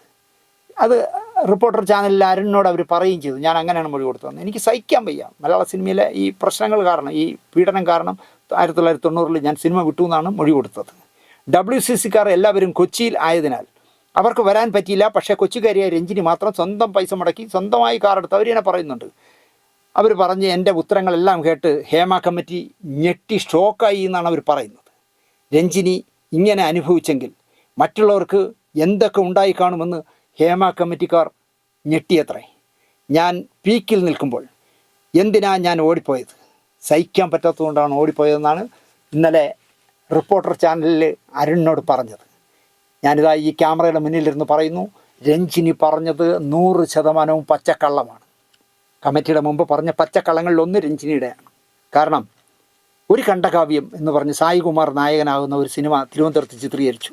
ആ സമയത്ത് ഞാൻ എഴുന്നള്ളത്തെന്ന് പറഞ്ഞ പടമാണെന്ന് തോന്നുന്നു, അതിൽ വർക്ക് ചെയ്തുകൊണ്ടിരിക്കുന്നതുകൊണ്ട് എനിക്ക് ഖണ്ഡകാവ്യത്തിൽ പോകാൻ പറ്റിയില്ല. കാരണം എന്നെ ആദ്യമായി എനിക്ക് ക്ലാപ്പെടുത്ത് എങ്ങനെയാണ് അടിക്കേണ്ടതെന്ന് പഠിപ്പിച്ചു തന്ന വാസൻ എന്ന് പറഞ്ഞ ആൾ ഡയറക്റ്റ് ചെയ്യുന്ന പടമാണ് ഖണ്ഡകാവ്യം. പക്ഷേ എനിക്ക് ആ മറ്റേ പടം തീരാൻ പറ്റാത്തതുകൊണ്ട് ഇതിന് പോകാൻ പറ്റിയില്ല. ഈ പടത്തിൽ സായികുമാറിൻ്റെ നായിക രഞ്ജിനിയായിരുന്നു. തിരുവനന്തപുരത്തുള്ള എനിക്ക് നല്ല പരിചയമുള്ള ഐസക് സാമുവൽ എന്ന് പറഞ്ഞ ആളായിരുന്നു അതിൻ്റെ പ്രൊഡ്യൂസർ. അയാൾ സാന്ദ്രം എന്ന് പറഞ്ഞ് സായികുമാറും സുരേഷ് ഗോപിയൊക്കെ അഭിനയിച്ച അശോകൻ സംവിധാനം ചെയ്ത സാന്ദ്രം നിർമ്മിച്ചതും ഈ പറയുന്ന ഐസക് തോമസ് ആയിരുന്നു. ഇപ്പോൾ അദ്ദേഹം പഞ്ചൂർ കോടതിയിലെ വക്കീലാണ്. സായികുമാറായിരുന്നു നായകൻ. ഭംഗിയായി ചിത്രീകരണം നടന്നുകൊണ്ടിരിക്കുന്നതിനിടയിൽ ഒരു നാൾ രഞ്ജിനിയെ കാണാനില്ല. ഒരു അന്വേഷണത്തിലും രഞ്ജിനി എവിടെ ഉണ്ട് എന്ന് ഒരു അറിവുമില്ലാതെ അവസാനം ആ സിനിമ നായികയായ രഞ്ജിനി ഇല്ലാതെ തട്ടിക്കൂട്ടി ഡൂപ്പിനെ തിരിച്ചു നിർത്തിയൊക്കെ എടുത്താണ് ആ പടം ഷൂട്ട് ചെയ്തത്. അങ്ങനെ ഖണ്ഡകാവ്യം എന്ന് പറഞ്ഞ സിനിമ ഒരു ദുരന്ത കാവ്യമായി എന്ന് പറയാം. കാരണം ഈ പടത്തിൻ്റെ പരാജയം കൊണ്ട് അടുത്തൊരു സിനിമ ചെയ്യാനുള്ള അവസരം ബാസേട്ടന് കിട്ടിയതേ ഇല്ല. വീണ്ടും അദ്ദേഹം അസോസിയേറ്റ് ഡയറക്ടറായിട്ട് പോയി. ഐസക് സാമുവലാണെങ്കിൽ സിനിമ തന്നെ നിർത്തിയിട്ട്, കാരണം മൊത്തം പൈസ പോയി. അയാൾ കോടതിയിൽ വക്കീലുമായി. ഈ അടുത്ത സമയത്തും ഐസക് എന്നോട് പറഞ്ഞു, ദിനേശേ, എൻ്റെ സിനിമയെ നശിപ്പിച്ച് മുങ്ങിയ രഞ്ജിനിയെ അക്കാലത്തെൻ്റെ കൈക്ക് കിട്ടിയിരുന്നെങ്കിൽ ഞാനിപ്പോൾ ജയിലിലായിരുന്നനെ. അപ്പോൾ അതിൻ്റെ അർത്ഥം നിങ്ങൾക്കറിയാമല്ലോ. രഞ്ജിനി പറയുന്നത് മലയാള സിനിമ വെറുത്തിട്ടാണ് അവർ മുങ്ങി എന്നാണ് പറയുന്നത്. പക്ഷെ അവർ പോയത് അവരുടെ ഒരു കാമുകൻ്റെ കൂടെ ഒളിച്ചോടി സിംഗപ്പൂരിലേക്ക് സിലോണിലേക്ക് പോയതാണ്, ശ്രീലങ്കയിലേക്ക് പോയതാണ്. ഹേമ കമ്മിറ്റിയുടെ മുന്നിലും ഈ പച്ചക്കള്ളമാകണം രഞ്ജിനി നൽകിയത് അല്ലേ രഞ്ജിനി എന്ന് കാണുമ്പോൾ ചോദിച്ചു നോക്കൂ. ഇനി ഒരു കഥ നിങ്ങൾ വളരെ ശ്രദ്ധിച്ച് കേൾക്കേണ്ട ഒരു കഥയാണ് ഞാൻ പറയുന്നത്. ചിലപ്പോൾ നിങ്ങളിത് ആദ്യമായിട്ടാണോ കേൾക്കുന്നതെന്ന് എനിക്കറിയില്ല. ഒരു മര്യാദരാമൻ്റെ കഥയാണ് ഞാൻ പറയുന്നത്. കക്ഷി വളരെ മാന്യനും മര്യാദരാമനുമാണ് എന്നാണ് അറിയപ്പെടുന്നത്. സ്ത്രീകളെ സീതയായിട്ടാണ് ആ മനുഷ്യൻ കാണാറ്. അതുകൊണ്ട് തന്നെ പരസ്യമായി കെട്ടിപ്പിടിച്ചാലോ നിറവയറിൽ തടവിയാലോ ആർക്കും വിരോധം തോന്നാത്ത 100% സദ്ഗുണസമ്പന്നായ മര്യാദരാമനാണ്. ഒരു യുവ സംവിധായകൻ രാഷ്ട്ര പുനർനിർമ്മാണത്തിനുള്ള ഒരു കഥ സിനിമയാക്കാൻ തീരുമാനിച്ചു. ആ സിനിമയിൽ ഈ മര്യാദരാമനെ നായകനാക്കി. രാഷ്ട്ര പുനർനിർമ്മാണം ചിത്രീകരിക്കുക എന്ന് പറയുമ്പോൾ ജനക്കൂട്ടം വേണം, ലാത്തി ചാർജും ആടിയും പിടിയൊക്കെ ഉള്ള പടമാണ്. പോലീസ് വേണം, പീരങ്കി വേണം, ലാത്തി ചാർജ് വേണം, ഇടി വേണം, മഴ വേണം, ഫയർ എഞ്ചിൻ വേണം, എല്ലാം വേണമല്ലോ. അങ്ങനെ ക്ലൈമാക്സ് എടുക്കാനായിട്ട് ലക്ഷക്കണക്കിന് രൂപ മുടക്കി 1000-ലധികം ജൂനിയർ ആർട്ടിസ്റ്റുകളും ഫയർ എഞ്ചിനും 2 ക്യാമറയും ഒക്കെ വെച്ച് എല്ലാം സെറ്റ് ചെയ്തു. നാളെ രാവിലെയാണ് ആ ക്ലൈമാക്സ് ഷൂട്ട് ചെയ്യേണ്ടത്. റോഡിലാണ് ചിത്രീകരിക്കാനുള്ളത്. അതിൻ്റെ പെർമിഷനൊക്കെ വാങ്ങിച്ച് ആ ഡയറക്ടർ എല്ലാം സെറ്റ് ചെയ്തു. ക്യാമറ യൂണിറ്റും ആഹാരവും എല്ലാത്തിനും കൂടി നിർമ്മാതാവിൻ്റെ കയ്യിൽ നിന്ന് ലക്ഷങ്ങൾ ചിലവായി. എല്ലാം റെഡി. ഇനിയിപ്പോൾ ഈ അഭിനയിക്കേണ്ട മര്യാദരാമൻ വന്നു കഴിഞ്ഞാൽ ബാക്കി നടന്മാരെല്ലാം ലൊക്കേഷനിലെത്തി. മര്യാദരാമൻ മാത്രം എത്തിയാൽ മതി. രാവിലത്തെ പ്രഭാത ഭക്ഷണം കൊടുക്കുന്നതിന് മുമ്പ് നമുക്ക് അതിൻ്റെ കീ ഷോട്ടുകളെല്ലാം എടുക്കാമെന്ന് കലാസംവിധായകനും ക്യാമറാമാനും സംവിധായകനും കൂടിയെല്ലാം നിശ്ചയിച്ച് രാമൻ എത്തിയാൽ മതി, നമുക്ക് തുടങ്ങാമെന്ന് പറഞ്ഞ് കാത്തിരുന്നു. 6 മണിക്ക് ഞാൻ റെഡി എന്നാണ് തലേദിവസം പോയപ്പോൾ മര്യാദരാമൻ പറഞ്ഞിരുന്നത്. പക്ഷേ അതുകൊണ്ട് തന്നെ അയാളെ ആരും വിളിച്ചില്ല. ദേഷ്യപ്പെട്ടാലോ, 6 മണിക്ക് വരാമെന്ന് പറഞ്ഞിരിക്കുകയല്ലേ. അപ്പോൾ പരിവാരങ്ങളുമായിട്ട് അദ്ദേഹം എത്തിക്കൊള്ളുമെന്ന് വിചാരിച്ചു. 6 മണി പതുക്കെ കഴിഞ്ഞ് 7 ആയി, 7:30 ആയി, 8 ആയി, 8:30 ആയി. മര്യാദരാമനെയും കാണാനില്ല, അയാളുടെ എർത്തുകളെയും കാണാനില്ല. വിളിക്കെന്ന് സംവിധായകൻ പ്രൊഡക്ഷൻ എക്സിക്യൂട്ടീവിനോട് അല്ലെങ്കിൽ കൺട്രോളറോട് പറഞ്ഞുകൊണ്ടേയിരുന്നു. അപ്പോൾ അവൻ പറയുന്നത്, സാർ അവരാരും ഫോൺ എടുക്കുന്നില്ല സാർ, ഈ മര്യാദരാമനും ഫോൺ എടുക്കുന്നില്ല, കൂടെയുള്ള എർത്തുകളും ഫോൺ എടുക്കുന്നില്ല. നമുക്കൊരു കാര്യം ചെയ്താലോ സാർ, എന്തായാലും മണി 9 ആയില്ലേ, നമുക്ക് ബ്രേക്ക്ഫാസ്റ്റ് കഴിച്ച് റെഡിയായിട്ടിരിക്കാം. മര്യാദരാമൻ വന്നാൽ ഉടനെ നമുക്ക് ബ്രേക്കൊന്നും വേണ്ടല്ലോ, അങ്ങ് ഷൂട്ട് ചെയ്യാം. പിന്നെ ഇടയ്ക്ക് കാപ്പി കുടിക്കാനൊന്നും ബ്രേക്ക് വേണ്ടല്ലോ, ഉച്ചവരെ ഒറ്റ അടിക്ക് അങ്ങ് ഷൂട്ട് ചെയ്യാമെന്ന് പറഞ്ഞു. ശരി, എല്ലാവർക്കും ആഹാരം കൊടുക്കുമെന്ന് പറയുന്നു. അങ്ങനെ ബ്രേക്ക് മൈക്കിലൂടെ കൺട്രോളർ വിളിച്ച് പറയുന്നു, ബ്രേക്കാണ്, എല്ലാവരും കാപ്പി കുടിക്കുമെന്ന് പറയുന്നു. സോമാലിയയിൽ പട്ടിണി കിടന്ന പിള്ളേരെ പോലെ ഈ 10,000 പേര് ഷൂട്ടിങ്ങിന് വന്നവർ ഓടിച്ചാടിച്ചെന്ന് നടന്ന് ഇഡ്ഡലിയും സാമ്പാറും ഒക്കെ വാങ്ങിച്ച് കയറ്റി. സംവിധായകന് പക്ഷേ ഇഡ്ഡലി ഇറങ്ങുന്നില്ല. ലക്ഷങ്ങൾ ചിലവാക്കുന്ന സീനെടുക്കാൻ വിലപ്പെട്ട 3 മണിക്കൂർ പോയി കിട്ടി. 6 മണിക്ക് തുടങ്ങായിരുന്നില്ല, 6 ഇറങ്ങി 7, 8, 9 3 മണിക്കൂർ പോയല്ലോ. കാപ്പ് കുടി കഴിഞ്ഞ് ചായ കുടിച്ച് സിഗരറ്റൊക്കെ വലിച്ച് ഈ ജൂനിയർ ആർട്ടിസ്റ്റുകളെന്ന് പറയുന്ന ആളുകൾ, ആ ക്രൂ എല്ലാം പലയിടത്തായിട്ടിരുന്നു. മര്യാദരാമനും വന്നില്ല, കൂടെയുള്ള ആൾക്കാരും വന്നില്ല. കൺട്രോളറുടെ കൺട്രോൾ പോയി. അയാൾ കാറെടുത്ത് നേരെ മര്യാദരാമൻ്റെ താമസിക്കുന്ന ഹോട്ടലിൽ ചെന്നു. ആട് കിടന്നിടത്ത് പൂട പോലും ഇല്ല എന്ന് പറഞ്ഞതുപോലെ ഹോട്ടലിൽ മര്യാദരാമൻ്റെ പെട്ടിയും കിടക്കിയൊക്കെ ഉണ്ട്, പക്ഷെ മര്യാദരാമനില്ല. തിരക്കിയപ്പോൾ റിസപ്ഷനിൽ എന്ന് പറഞ്ഞാൽ അറിയില്ല. വെളുപ്പാങ്കാലത്ത് പാളയംകുടൻ, തിരുവനന്തപുരത്തൊക്കെയുള്ള ഒരു വാഴയുണ്ട് പാളയംകുടൻ എന്ന് പറഞ്ഞിട്ട്, ആ പാളയംകുടൻ വാഴയിലെ പടുത്ത് നിൽക്കുന്ന പഴം പോലെ ഒരു വലിയ വിശാലമായ ഒരു ചിരിയും തന്നിട്ട് അദ്ദേഹം ഇറങ്ങിപ്പോകുന്ന കണ്ടു എന്ന് പറഞ്ഞു. എവിടെയാണ് പോയത് ഇതൊന്നും അറിയില്ല. ആകെ പ്രൊഡക്ഷൻ കൺട്രോളർ രോഷാകുലനായി. അയാൾ കാറ് കയറി നേരെ മര്യാദരാമൻ്റെ എർത്തുകൾ താമസിക്കുന്ന ലോഡ്ജിൽ ചെന്നു. ശാന്തി കവാടത്തിൽ, തിരുവനന്തപുരത്തെ ശാന്തി കവാടത്തിൽ മൃതദേഹം അടക്കാൻ പോയവർ തിരിച്ചു വരുന്നതിനകത്ത് ബന്ധുക്കൾ ഇരിക്കുന്നത് പോലെ ഈ എർത്തുകൾ കിടന്നുകൊണ്ട് ഇരിക്കുന്നു, ഇരുന്നുകൊണ്ട് കിടക്കുന്നു. അങ്ങനെ കിടക്കുകയാണ് അവിടെ നിരാശരായിട്ട്. എവിടെയാടാ മര്യാദരാമൻ എന്ന് ചോദിച്ചു. അറിയില്ല സാർ. അറിയില്ലേ? നിന്നോടൊക്കെ പറയാതെ മര്യാദരാമൻ പോവില്ലല്ലോ എന്നായി കൺട്രോളർ. എവിടെ അയാൾ പറ എന്ന് പറഞ്ഞു. സത്യമായും അറിയില്ല സാർ. എവിടെയാടാ അയാളുടെ ഡ്രൈവർ ചോദിച്ചു. അറിയില്ല സാർ, ഞങ്ങളും മര്യാദരാമൻ സാറിൻ്റെ വിളിക്കകത്ത് രാവിലെ 6 മണി മുതൽ എണീറ്റിരിക്കുകയാണ് സാർ. അപ്പോൾ തുള്ളിക്കുടഞ്ഞ് കൺട്രോളർ ഇറങ്ങിപ്പോയി. ലൊക്കേഷനിലെത്തുമ്പോൾ 11 മണിക്കുള്ള നാരങ്ങ വെള്ളവും ബിസ്ക്കറ്റും ഒക്കെ തിന്ന് ആൾക്കൂട്ടം നിൽക്കുകയാണ്. അവിടെ ആഹാരത്തിന് മുട്ടൊന്നുമില്ല. വിശദമായ വിവരം സംവിധായകന് നൽകി കൺട്രോളർ. നേരം വെളുക്കുന്നിടം മുതൽ മര്യാദരാമനെ കാണാനില്ല, പോലീസിൽ പരാതി കൊടുത്താലോ എന്നായി ചിലർ. 6 അടി 3 ഇഞ്ച് പൊക്കവും 2 കടുവയ്ക്ക് തിന്നാനുള്ള ചതയുമുള്ള അയാളെ ആക്കും പൊക്കിയെടുത്തണമെന്നും പോവാക്കില്ലെന്നേ. അപ്പോൾ പിന്നെ ഈ മര്യാദരാമൻ ഇവിടെ പോയി എന്നായി പലരുടെയും ചോദ്യം. അന്വേഷണം പല വഴിക്ക് നീണ്ടു. പോസ്റ്റ്മോർട്ടം കഴിഞ്ഞ ശവം വീട്ടിൽ കൊണ്ടുവരുന്നതും കാത്തിരിക്കുന്ന നാട്ടുകാരെ പോലെ യൂണിറ്റ് ആകെ റോഡിൽ കുത്തിയിരുന്നു. ചുമ്മാതിരുന്ന് ബോറടിക്കേണ്ട, ചോറ് വിളമ്പാൻ ഓർഡറായി. ഊണ് കഴിച്ചു. ഒരു നിർമ്മാതാവിൻ്റെ എത്ര പൈസയാണ് ഇങ്ങനെ പോകണമെന്ന് ആലോചിച്ച് നോക്കൂ. എല്ലാവർക്കും ചോറ് കൊടുക്കും. മണി 1 ആയല്ലോ. 2 ക്യാമറകൾ, ഫൈറ്റേഴ്സ്, 10,000 ജൂനിയർ ആർട്ടിസ്റ്റുകൾ എല്ലാം ചോറുണ്ട് ഏമ്പൊക്കെ വിട്ട് മര്യാദരാമൻ വരണേ എന്ന് പ്രാർത്ഥിച്ച് അവിടെ ഇരുന്നു. ആദ്യ ബാറ്റ് കഴിഞ്ഞു. 1 മണിയാകുമ്പം ആദ്യത്തെ ബാറ്റ് വീണല്ലോ. അടുത്ത രണ്ടാമത്തെ ബാറ്റ് തുടങ്ങി ഇങ്ങനെ ഇരിക്കുമ്പോൾ എന്താ പറയുക, ഒരു അത്ഭുതം സംഭവിച്ചു. സംവിധായകൻ്റെ ഫോണിലേക്ക് മര്യാദരാമൻ്റെ കോളതാ വരുന്നു. അപ്പോൾ ആദ്യ ബാറ്റ് കഴിഞ്ഞു. കാരണം 2 മണിയാകുമ്പോൾ ആദ്യത്തെ ബാറ്റ് കഴിയുമല്ലോ. രണ്ടാമത്തെ ബാറ്റിലേക്ക് യൂണിറ്റുകളുടെയൊക്കെ ബാറ്റ് രണ്ടാം ബാറ്റിലേക്ക് വീണു. എന്ത് ചെയ്യണമെന്നറിയാതെ വല്ലാത്തൊരു വിഷമവൃത്തത്തിൽ സംവിധായകൻ ഇരിക്കുമ്പോൾ അദ്ദേഹത്തിൻ്റെ ഫോണിലേക്ക് ഒരു കോൾ വരുന്നു. എടുത്തു നോക്കുമ്പോൾ ഈ മര്യാദരാമൻ്റെ ഫോണാണ്. അയാൾ ഫോൺ എടുത്തു. ഒന്നും സംഭവിക്കാത്ത പോലെ, സംവിധാനം സാറേ, അവിടെ എന്തൊക്കെയായി കാര്യങ്ങൾ? ഇതാണ് മര്യാദരാമൻ ആദ്യം ചോദിച്ച ചോദ്യം. എന്താവാൻ, നല്ല പണിയാ ചേട്ടാ നിങ്ങൾ എന്നോട് കാണിച്ചത്. നേരം വെളുത്തത് മുതൽ നമ്മുടെ സിനിമയുടെ ഫുൾ ക്രൂവും 1000-ഓളം ആളുകളും എല്ലാം നിങ്ങളെ കാത്ത് ഇവിടെ ഇരിക്കുക. അതുകൊണ്ട് താങ്കളിപ്പോൾ എവിടെയാ? ഞാൻ UAE ആലോചിച്ച് നോക്കൂ. കേരളത്തിൽ അഭിനയിച്ചുകൊണ്ടിരിക്കുന്ന ലൊക്കേഷനിൽ രാത്രി പോയ ആളാണ്. രാവിലെ 6 മണിക്ക് വരാമെന്ന് പറഞ്ഞിട്ട് രാവിലെ ഇപ്പോൾ 6 മണിക്ക് ആളിനെ കാണാനില്ല. 6 മണിയായി, 7 മണിയായി, 8 മണിയായി, 9 മണിയായി, ഇപ്പോൾ 2 മണിയായി.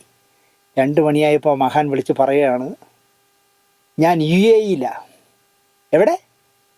UAE എന്ന് അദ്ദേഹം വിശദമായി പറഞ്ഞു കൊടുത്തു. തമാശ പറയരുത് ചേട്ടാ എന്നായി സംവിധാനം. കാരണം അയാൾ ഉള്ളൊന്ന് ആളി. എൻ്റെ ജീവിതത്തെയാണ് നിങ്ങൾ തമാശ അടിക്കുന്നത്. സത്യം പറ, നിങ്ങളെവിടെയാ? ഞാൻ സത്യമാ പറഞ്ഞത് സംവിധായക, ഞാനിങ്ങ് പോന്നു, മറ്റന്നാ വരാം. എൻ്റെ വീട്ടിൽ നിന്ന് ആരും നിങ്ങളെ വിളിക്കുമെന്ന് തോന്നില്ല. അഥവാ ഇനി നമ്മുടെ സെറ്റിലേക്ക് എൻ്റെ വീട്ടിൽ നിന്ന് വിളിച്ചാൽ ഞാൻ സെറ്റിലുണ്ടെന്ന് പറഞ്ഞാൽ മതി ചേട്ടാ, ഞാൻ എങ്ങും പോയെന്ന് പറയണ്ട എന്ന് പറഞ്ഞ് മറുപടി പോലും കേൾക്കാൻ നിൽക്കാതെ അയാൾ ഫോൺ കട്ട് കളഞ്ഞു. വീട്ടുകാർ വിചാരിക്കുന്നത് ലൊക്കേഷനിൽ തകർത്തഭിനയിച്ചുകൊണ്ടിരിക്കുകയാണ്. പുള്ളി ഗൾഫിൽ നിൽക്കുക. മനസ്സിലായോ? ഞാൻ പറഞ്ഞത് എന്തെങ്കിലും നിങ്ങൾക്ക് മനസ്സിലായോ എന്നെനിക്കറിയില്ല. ഒരു ഭാര്യയും 1 ഡസൻ പിള്ളേരുമുള്ള മഹാനാണ് ഈ പോക്കുർത്തനം കാണിച്ചത്. പോക്കുർത്തനം കാണിച്ചത് എന്താണെന്ന് വെച്ചാൽ, ആ സമയത്ത് അതിനടുത്ത സമയത്ത് ഒരു പുതിയ പെൺകുട്ടി സിനിമാ രംഗത്തേക്ക് വന്നു. ഈ കടുവേര തടിയും 6 അടി പൊക്കമുള്ള അയാളുടെ എങ്ങനെയോ എന്തോ വാചകത്തിൽ ആ കുട്ടി വീണുപോയി. ചാക്കിലായി അയാളുടെ. മകളുടെ പ്രായമേ ഉള്ളൂവെങ്കിൽ പോലും കെട്ടിക്കൊള്ളാമെന്ന് പറഞ്ഞ വാക്കിൽ എവിടെയോ ആ കുട്ടി വീണു. ആ കുട്ടി വീഴാൻ പാടില്ലായിരുന്നു. കാരണം അയാൾക്ക് ഭാര്യയും 1 ഡസൻ മക്കളും ഉണ്ടല്ലോ എന്ന് ആലോചിക്കണ്ടായിരുന്നു. എങ്ങനെയോ ആ കുട്ടി വീണു. അത് രാവണൻകോട്ടയിലുള്ള ഒരു പടത്തിൽ അഭിനയിക്കുമ്പോഴാണ് ഈ വീഴ്ച വീണത്, പാട്ടിലാക്കിയത്. എന്തായാലും ചക്കരെ മോളെ മരുമോളെ എന്നൊക്കെ വിളിച്ച് ആ സുന്ദരിക്കുട്ടി അയാൾ പാട്ടിലാക്കി. നിനക്ക് അയാളെ കിട്ടിയുള്ളോ? അയാൾക്ക് 1 ഡസൻ പിള്ളേർ, ഒരു ഭാര്യയും സുന്ദരിയായ ഒരു ഭാര്യ ഉള്ളതല്ലേ എന്നൊന്നും ആരും ആ കുട്ടിയോട് ചോദിച്ചുമില്ല. അത് പൂർത്തിയാക്കാനുള്ള അവസരം കൊടുത്തുമില്ല. നിന്നെ ഞാൻ ശ്രീകൃഷ്ണ ഭഗവാന്റെ മുമ്പ് വെച്ച് തന്നെ താലി കെട്ടി ഔദ്യോഗികമായി എൻ്റെ ഭാര്യയാക്കി കൊള്ളാമെന്ന് ആ കൊച്ചിന് ഉറപ്പ് കൊടുത്തു. പക്ഷേ ഭഗവാന്റെ മുന്നിൽ വെച്ച് താലിയൊന്നും കിട്ടിയില്ലെങ്കിലും ഹോട്ടൽ റൂമിലെ മുറിയിൽ വെച്ച് ജീവിതം ആരംഭിച്ചു. പടം തീരുന്നത് വരെ ഒന്നിച്ചായിരുന്നു പൊറുതി. രാവണൻകോട്ടയിലെ ചിത്രീകരണം തീർന്നപ്പോൾ പെങ്കൊച്ച് അച്ഛനും അമ്മയും താമസിക്കുന്ന ഗൾഫിലേക്ക് പറന്നു. അപ്പോഴും അവൾ വിശ്വസിച്ചു, ഒരു ഭാര്യയും ഈ 1 ഡസൻ പിള്ളേരും ഉണ്ടെങ്കിൽ ഇയാൾ എന്നെയും കൂടെ, കാരണം ഇനിയും കൂടെ പോറ്റാനുള്ള ശേഷിയുണ്ടല്ലോ. ആ കുട്ടിയാണെങ്കിലും നല്ല കാശുള്ളൊരു വീട്ടിലെ കുട്ടിയാണ്. ആണും പെണ്ണായിട്ട് ഒന്നല്ലേ ഉള്ളൂ.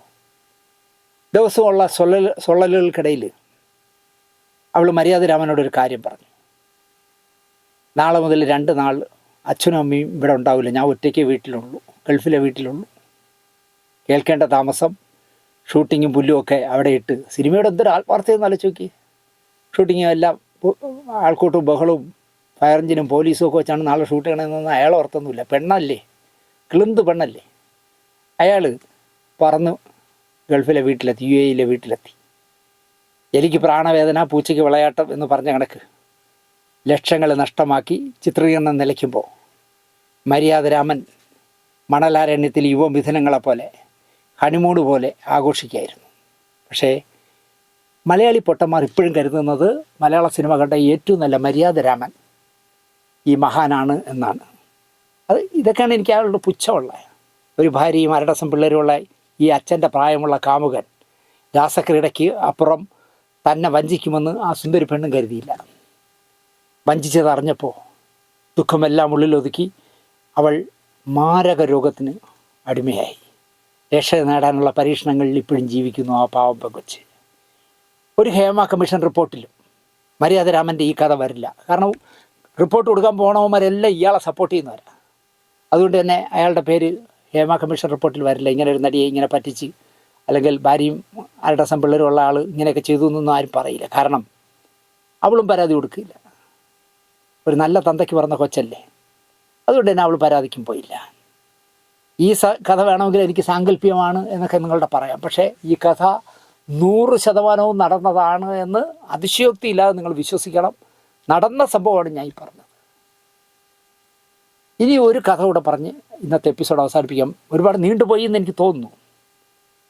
അതും തിരുവനന്തപുരത്ത് നടന്നതാണ്. തിരുവനന്തപുരത്താണല്ലോ എല്ലാ അലവലാദികളും വന്ന് താമസിക്കണേ. ഇത്തരം കഥകളെല്ലാം തിരുവനന്തപുരത്താണ് നടക്കണേ.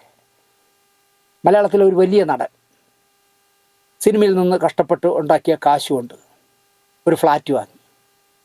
ആ ഫ്ലാറ്റിനകത്ത് ഏകാധിപതിയെ പോലെ അദ്ദേഹം താമസിച്ചു. തന്നോട് വിളിച്ച് മുൻകൂർ അനുവാദം ചോദിക്കാതെ തൻ്റെ ഫ്ലാറ്റിൽ കയറി വരുന്ന, ഇനിയിപ്പോൾ പിണറായി വിജയൻ കയറി ചെന്നാൽ പോലും പറയാതെ കയറി ചെന്നാൽ അദ്ദേഹം ഗെറ്റ് ഔട്ട് അടിക്കും. അതായിരുന്നു അദ്ദേഹത്തിൻ്റെ പ്രകൃതം. നേരത്തെ വിളിച്ച് സമയം അപ്പോയിൻറ്റ് വാങ്ങണം, ഞാൻ വന്നോട്ടെ എന്ന് ചോദിക്കാതെ ചെല്ലുന്ന ആരെയായാലും അദ്ദേഹം ഗെറ്റ് ഔട്ട് അടിക്കുമായിരുന്നു. ഏത് തമ്പ്രാനായാലും അദ്ദേഹം കടക്ക് പുറത്തെന്ന് പറയും. അതിനൊരു മടിയുമില്ലാത്ത മനുഷ്യനാണ്, പച്ചയായ മനുഷ്യനാണ്. ഒരു നാൾ അദ്ദേഹം സ്വന്തം ഫ്ലാറ്റിൽ നിന്ന് പുറത്തായി. അദ്ദേഹത്തിൻ്റെ മക്കളിൽ അധികം താല്പര്യമില്ലാത്ത ഒരു മകൻ്റെ വീട്ടിൽ അദ്ദേഹം അഭയം തേടി. ഒരു ചെറിയ മുറിയിൽ അദ്ദേഹം എന്താ പറയുക, പ്രതികരിക്കാനാവാതെ ഷോക്കായിപ്പോയി മൊത്തം. അദ്ദേഹം ആ മുറിയിൽ അഭയം തേടി. ഈ വിവരം അറിഞ്ഞിട്ട് ഞാൻ അദ്ദേഹത്തെ കാണാൻ ചെന്നു. ഇപ്പോൾ എന്നെ തള്ളിപ്പറയുമെങ്കിലും, എന്നെ തെറി വിളിക്കുമെങ്കിലും, വർത്തമാനം പറഞ്ഞാൽ അടി കൊടുക്കേണ്ടി വരുമെന്നൊക്കെ പറയുമെങ്കിലും, ആപത്ഘട്ടങ്ങളിൽ, പലരുടെയും ആപത്ഘട്ടങ്ങളിൽ ദിനേശ് ഉണ്ടായിരുന്നു എന്ന് അഭിമാനത്തോടെ പറയാം.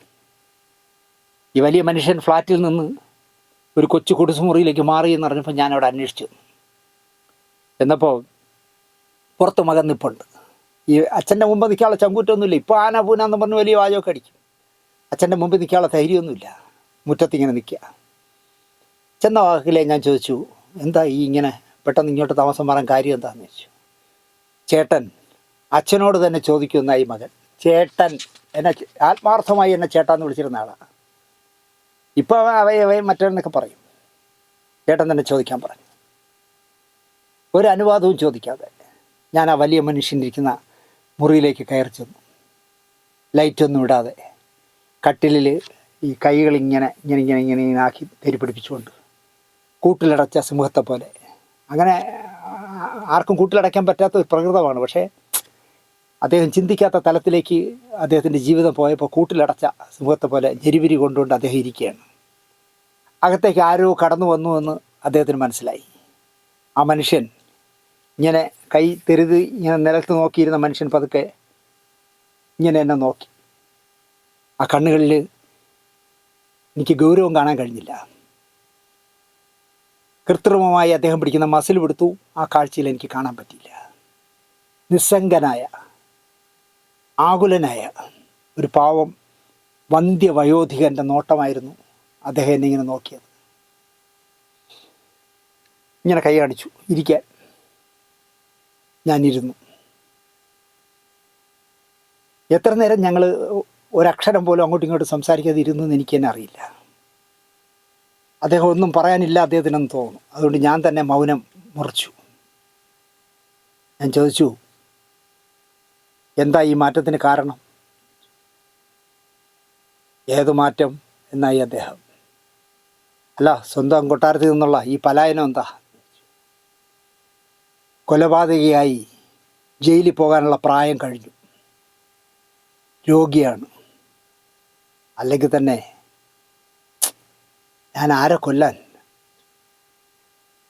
എൻ്റെ വേർപ്പിൽ കെട്ടിപ്പടുത്ത എൻ്റെ താമസ സ്ഥലത്ത് നിന്ന് എൻ്റെ ബീജത്തിലുണ്ടായ ഒരു സന്തതി എൻ്റെ മുഖത്ത് സിഗരറ്റ് പുക ഊതി വിട്ടിട്ട് നിൽക്കുമ്പോൾ ഒന്നുകിൽ ഞാൻ അവളെ കൊല്ലണം, അല്ലെങ്കിൽ അവിടെ വിടണം. ഞാൻ രണ്ടാമത്തെ വഴി സ്വീകരിച്ചു. കാരണം ഞാനൊരു രോഗിയാണിപ്പോൾ. ജയിലിൽ പോയി കിടക്കാനുള്ള ആരോഗ്യമില്ല എനിക്ക്, പ്രായമില്ല എനിക്ക്. അതൊക്കെ ചേട്ടൻ്റെ തോന്നലുകളായിരിക്കും എന്നായി ഞാൻ. അതെന്താ, ഞാൻ സ്വയബോധമില്ലാത്തവനാണെന്നാണോ നിങ്ങൾ വിചാരിക്കുന്നത്? എൻ്റെ കണ്ണുകൾക്ക് തിമിരമുണ്ടോ? എൻ്റെ മൂക്കിന് മണം പിടിക്കാനുള്ള ശേഷിയില്ല എന്ന് നിങ്ങൾക്ക് തോന്നുന്നുണ്ടോ? ഞാൻ ബലഹീനൊന്നുമല്ല. ആണിനേക്കാൾ പെണ്ണിനെ സ്നേഹിച്ച മരമണ്ടനാണ് ഞാൻ. അല്ല, നിങ്ങൾക്ക് മകനോ മകളോ ആരോ ഒരാളില്ലേ? ഞാൻ പറഞ്ഞുണ്ട്, മകൻ. നന്നായി. ഒരിക്കലും നിങ്ങളെ അവൻ ചവിട്ടി പുറത്താക്കില്ല. അത് പറയുമ്പോൾ ആ വലിയ മനുഷ്യൻ്റെ കണ്ണുകൾ നനഞ്ഞോ എന്നെനിക്കൊരു സംശയം തോന്നി. പൊതുവെ ഒരു കല്ലെന്നാണ് അയാളെപ്പറ്റി എല്ലാവരും കരുതി വച്ചിരിക്കുന്നത്. അദ്ദേഹം പെട്ടെന്ന് മൂക്ക് ചൊറിയുന്ന മാതിരി ആ തടിച്ചുരണ്ട വിരലുകൾ കൊണ്ട് സമർത്ഥമായിട്ട് കണ്ണീർ തുള്ളിയെ തുടച്ചു കളഞ്ഞു, ഞാൻ കാണാതിരിക്കാൻ. അദ്ദേഹം പറഞ്ഞു, നിങ്ങൾ ആലോചിച്ച് നോക്കൂ, നിങ്ങൾക്കൊരു മകനായത് നന്നായി. ഒരിക്കലും അവൻ നിങ്ങളെ തന്ത എന്നുള്ള നിങ്ങളെ ചവിട്ടി പുറത്താക്കില്ല. പകരം ഈ മണ്ടനായ ഞാൻ എൻ്റെ ആൺമക്കളെക്കാൾ പെണ്ണുമക്കളെ സ്നേഹിച്ചു. അതുകൊണ്ടാണ് അവൾ സിഗരറ്റ് കുടിച്ചിട്ട് അതിൻ്റെ പുക ഊതി എൻ്റെ മുഖത്ത് വിട്ടത്, ഇറങ്ങടാ വെളിയിൽ എന്ന് പറഞ്ഞത്. കുഞ്ഞു കാര്യങ്ങൾക്ക് കരയുന്ന ആളാണ് ഞാൻ. എനിക്ക് കൊച്ചു പ്രശ്നം മതി കരയാൻ, ചെറിയ പ്രശ്നം മതി. എന്നെ ആരെങ്കിലും ആവശ്യമില്ലാതെ ചെറുതായിട്ട് നോവിച്ചാൽ മതി, ഞാൻ പെട്ടെന്ന് കരഞ്ഞു പോകും. ഞാൻ പതിയെ എണീറ്റു, അല്ലെങ്കിൽ ഞാൻ അവിടെ ഇരുന്ന് കരയും. യാത്ര ചോദിക്കാതെ ഞാൻ പുറത്തേക്ക് ഇറങ്ങുമ്പോൾ എനിക്ക് എൻ്റെ കണ്ണുകൾ തുടയ്ക്കേണ്ടി വന്നു. മകൻ അക്ഷമനായി പുറത്ത് കാത്തു നിൽപ്പുണ്ട്. അയാൾ എന്നോട് ചോദിച്ചു, എന്തു പറഞ്ഞു? നിനക്ക് കിട്ടിയ നല്ല സന്ദർഭമാണിത്. എന്തായാലും ഇത്രയും കാലം നിനക്കൊരച്ഛൻ്റെ പരിലാളനം കിട്ടിയിട്ടില്ല എന്നെനിക്കറിയാം. ഇനിയുള്ള കാലം അദ്ദേഹത്തെ നീ പൊന്നുപോലെ നോക്കണം. ഒരിക്കലും ഇനി അങ്ങോട്ട് വിടരുത്, ഫ്ലാറ്റിലേക്ക് വിടരുത്. ചേട്ടാ, അച്ഛൻ്റെ പുസ്തകങ്ങളും അവാർഡ് ഫലങ്ങളും ചോദിച്ചിട്ട് അവൾ തന്നില്ല. ആര്? ഈ അനീതി തന്നില്ല എന്നാണ് പറയണത്. അവളെ അടിച്ച് തള്ളി താഴെ ഇട്ടായാലും ശരി, ഞാനത് എടുക്കും എന്നായി അവൻ. അച്ഛൻ്റെ പുസ്തകങ്ങളും അച്ഛൻ്റെ അവാർഡ് ശില്പങ്ങളും ഒക്കെ തന്നില്ല എങ്കിൽ ഞാൻ അവളെ അടിച്ച് തള്ളി താഴെ ഇടും, എന്നിട്ടെങ്കിലും ഞാനത് എടുത്തുകൊണ്ട് വരും എന്ന് പറഞ്ഞു.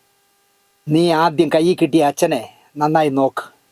ഷീൽഡും പുസ്തകങ്ങളും അവൾ പുഴുങ്ങി തിന്നട്ടെ എന്ന് ഞാൻ പറഞ്ഞിട്ട് ഞാൻ അങ്ങ് നടന്നു. മകൾ കാണിച്ച ക്രൂരതയിൽ അദ്ദേഹം ഏറ്റവും അടുത്ത സമയത്ത് തന്നെ ആശുപത്രിയിലായി. കാലനെ പോടാ പുല്ലേന്ന് വിളിച്ചിട്ട് കുറേ നാൾ അദ്ദേഹം ബോധമില്ലാതെ ആശുപത്രി കിടന്നു. ദേഹമാസകലം പൈപ്പ് ഇങ്ങനെ കുത്തി ഞാൻ കണ്ടിട്ടുണ്ട്. അതുകൊണ്ട് എനിക്ക് ആ ഒരു ഭാഗ്യം കണ്ടവനാണ് ഞാൻ. അവസാന കാലത്ത് അദ്ദേഹത്തെ ഒരു യൂണിറ്റിൽ നിന്ന് വേറൊരു യൂണിറ്റിലേക്ക് കൊണ്ടുപോകുമ്പോൾ കണ്ണൊക്കെ ഇങ്ങനെ ടേപ്പ് വെച്ചൊട്ടിച്ച്, വായര ചുണ്ടൊട്ടിച്ചിട്ടില്ല, കണ്ണൊട്ടിച്ചിട്ട് ദേഹമാസകലം ഉയറുകളാണ്. നാക്ക് മാത്രം ഇങ്ങനെ ഇരിക്കുന്നു. എത്ര പടങ്ങൾക്ക് ശബ്ദം കൊടുത്ത നാക്കാണെന്ന് ഞാനപ്പോൾ ആലോചിച്ചു. അങ്ങനെ ദേഹം മുഴുവൻ കൊഴലുകൾ കുത്തി നിറച്ച് അദ്ദേഹം കിടന്നു. കാലം പല ആവർത്തി വന്നപ്പോഴും കാലിൻ്റെ പടമില്ല, എനിക്ക് വരാൻ സമയമില്ല, അല്ലെങ്കിൽ നേരമില്ല, അല്ലെങ്കിൽ എനിക്ക് സമ്മതമല്ല എന്ന് പറഞ്ഞ് കിടന്നു. ഫെഫ്കയോ അമ്മയോ അല്ല ആ മഹാനെ അല്ലെങ്കിൽ മഹാമേരുവിനെ തളർത്തിയത്, കൊന്നത്. പക്ഷേ ഈ പറഞ്ഞ ആ മോൻ പോലും ഇപ്പോൾ ചോദിച്ച കള്ളമാണ് ദിനേശ് പറയുന്നതെന്ന് പറയും, ഉറപ്പായിട്ട് പറയും.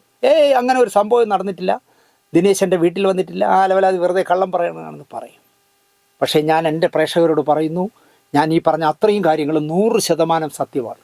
അദ്ദേഹത്തെ കണ്ടതും അദ്ദേഹത്തിൻ്റെ മകനോട് സംസാരിച്ചതും ഒക്കെ 100% ശരിയാണ്. ഹേമ കമ്മിറ്റി റിപ്പോർട്ടിൻ്റെ വിഷയത്തെക്കുറിച്ച് ചർച്ച നടക്കുന്ന ടി വികളിലൊക്കെ ഇപ്പോൾ എല്ലാ ടി വിയിലും ചർച്ചയാണല്ലോ കഴിഞ്ഞ 3-4 ദിവസമായിട്ട്. ഇപ്പം ലോറിയുമായിട്ട് കാണാതെ പോയ അർജുനും വേണ്ട, വയനാട്ടിലെ മണ്ണിനടിയിൽ പോയവരും വേണ്ട, കൽക്കട്ടയിൽ ഒരു ഡോക്ടറെ ബലാത്സംഗം ചെയ്ത് കൊന്നതും വേണ്ട, മുല്ലപ്പെരിയാർ പൊട്ടുകയും വേണ്ട, എല്ലാം ഹേമ കമ്മിറ്റിയാണല്ലോ. അങ്ങനെ നടക്കുന്ന ടി വി ചർച്ചകളിൽ അതിൻ്റെ ചില ക്ലിപ്പിങ്സുകൾ എനിക്ക് ആരൊക്കെ അയച്ചു. അതിൽ ചില പുതിയ മുഖങ്ങളെ കണ്ടു ഞാൻ ടി വി ചർച്ചയിൽ. അതിലൊരു മുഖം സിഗരറ്റ് ഊതി വിട്ട് തന്തയെ പുറത്താക്കിയ മുഖവും ഉണ്ട് അതിലൊന്ന്. എനിക്കത് കണ്ടപ്പോഴാണ് ഇത് നിങ്ങളോട് പറയണമെന്ന് തോന്നി. സ്വന്തം തന്തയെ താമസ സ്ഥലത്തുനിന്ന്, അദ്ദേഹം കഷ്ടപ്പെട്ടുണ്ടാക്കിയ സ്ഥലത്തുനിന്ന് ചവിട്ടി പുറത്താക്കിയവളും വന്നിരുന്ന് അദ്ദേഹത്തെ ന്യായീകരിക്കുകയാണ് ഈ ഹേമ കമ്മിറ്റി റിപ്പോർട്ടിന്.